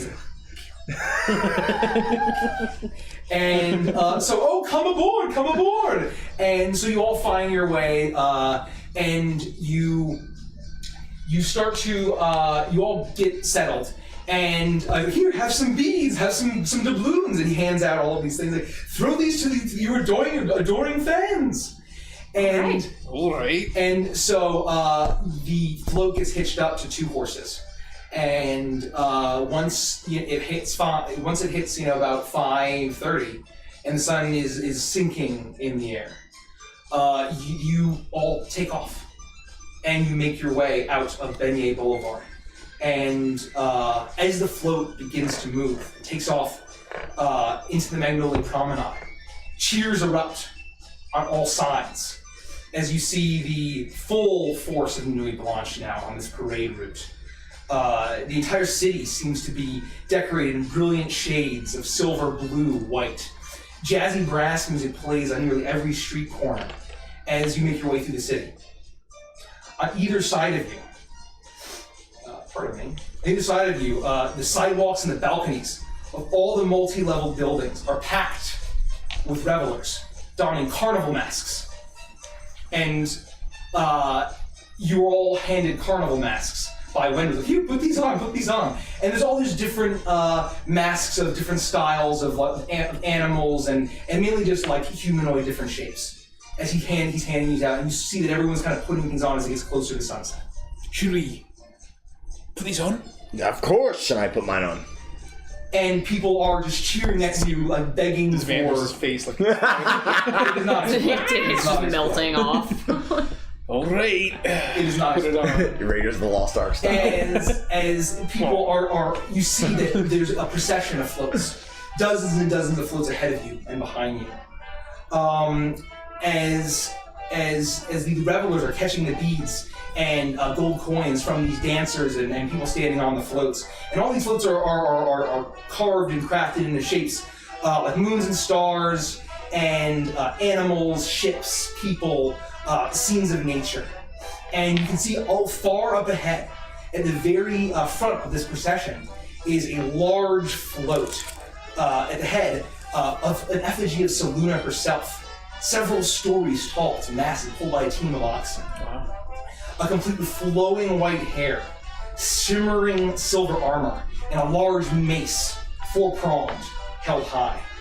As you make your way through the city, the cheers increase. You make your way closer and closer to New Arcadia Square. The amber rays of the setting sun begin to slip behind the trees of the bayou.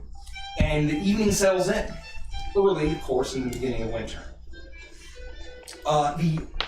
Once the parade enters the square, as darkness kind of settles in onto Agway, and the full moon peaks above the horizon and casts its silver light over Agway. As soon as the lead Saluna float enters the center of the square, it stops, and the throngs of onlookers that surround it let out an enormous cheer. Your float stops as the parade comes to a halt. And suddenly, you see a puff of smoke, ruby red dust above you, and immediately surrounding you, you feel the hum of magic encase you.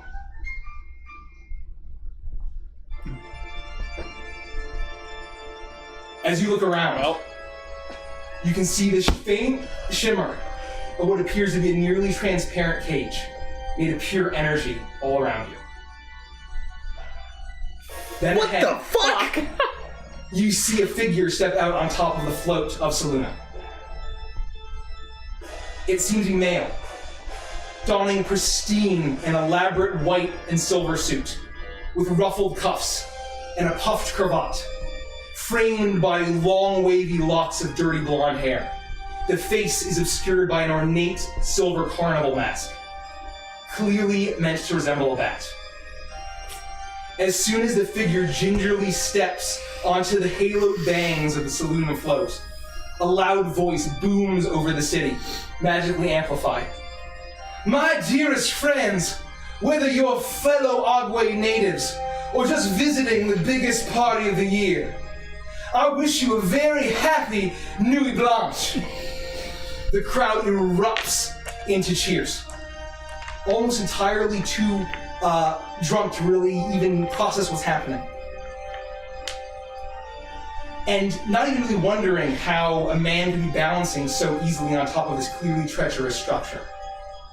Tonight, the White Night Carnival, we celebrate Saluna, the Moon Maiden, Our Lady of Silver, the Night White Lady, and all of the blessings she has brought upon this great city over the years.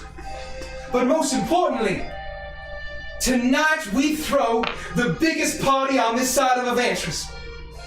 The crowd goes absolutely wild, flailing their arms in the air and screaming at the top of their lungs.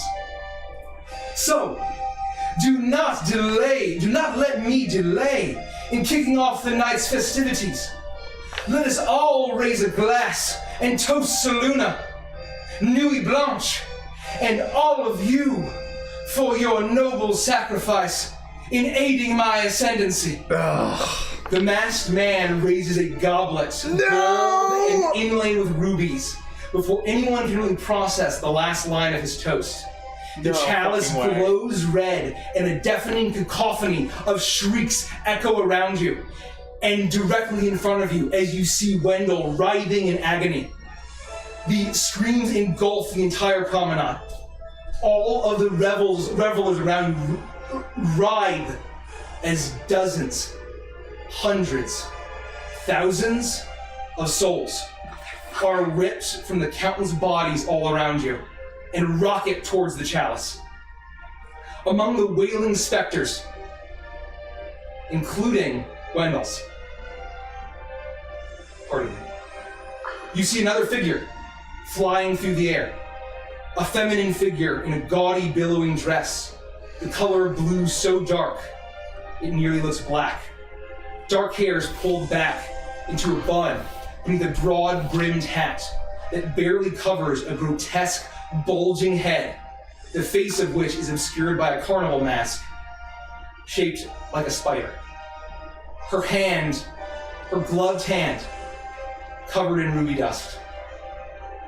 The head turns towards you, and you see heavily painted lips smirk down at you as the woman flies through the air and lands beside the masked man.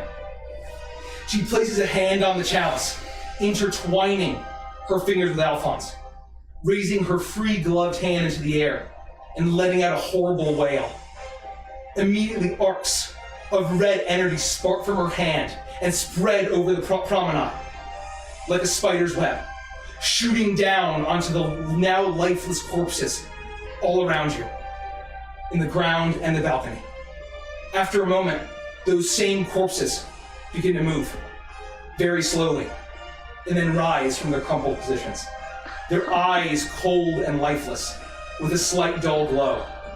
They begin to open their slack jaws and let out low moans as they begin to shuffle towards you.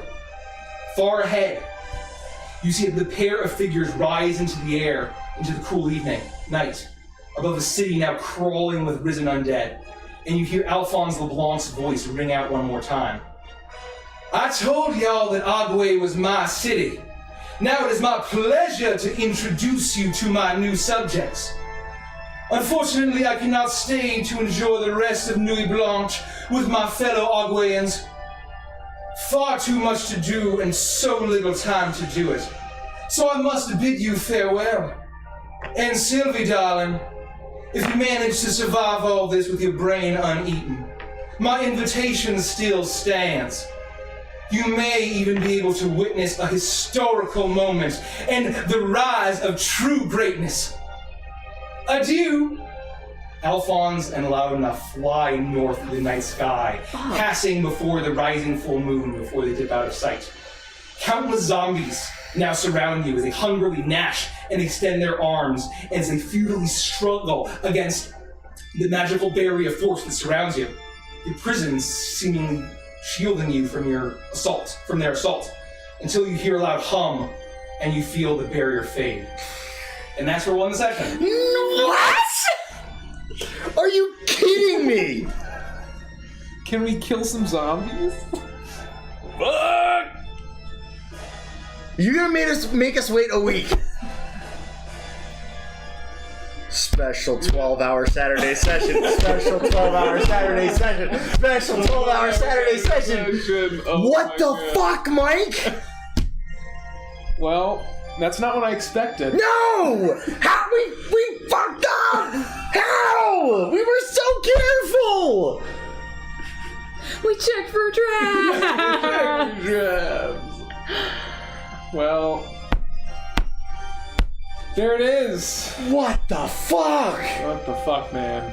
Well, if you want to know what we talk about after this session, consider subscribing to our channel as Avantris and Chill is up next. And be prepared for a 5-hour Avantris and Chill session. Thank you guys. We will be back on Friday. Oh my God. We will be back on Friday for a You Will Be Witness. And then it's back again for a normal schedule, and then we have Katsucon. Yeah. So stay tuned. And Wait, so we don't even... Are we doing this next we're week? playing next Monday. Oh, God. Okay. Well, now I might have to take off Thursday. Shit. I was like, I can't wait 2 weeks for this. What? Oh, my God.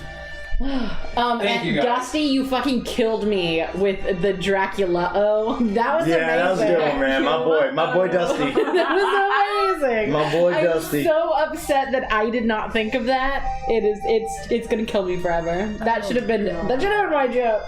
Dusty's good for that. Always good for the zingers.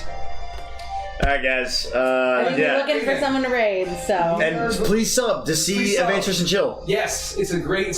Hopefully, it's great. We have a great time. Yeah, let us know what you think. Yeah, let us know what you think. Richie will be uploading this tonight.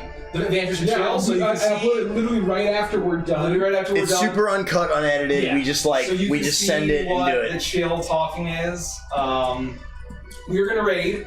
We're gonna raid Table Flop the podcast. Huh. These were the guys that were like randomly rated by the whole cast of Critical Role. Oh, that's awesome. Critical Role guys all showed up. You see that on Twitter? I heard about it. Wow, I didn't cool. see it happen, but I heard about it. Yeah, spread the love, Avantris fam. Yeah. We love you guys.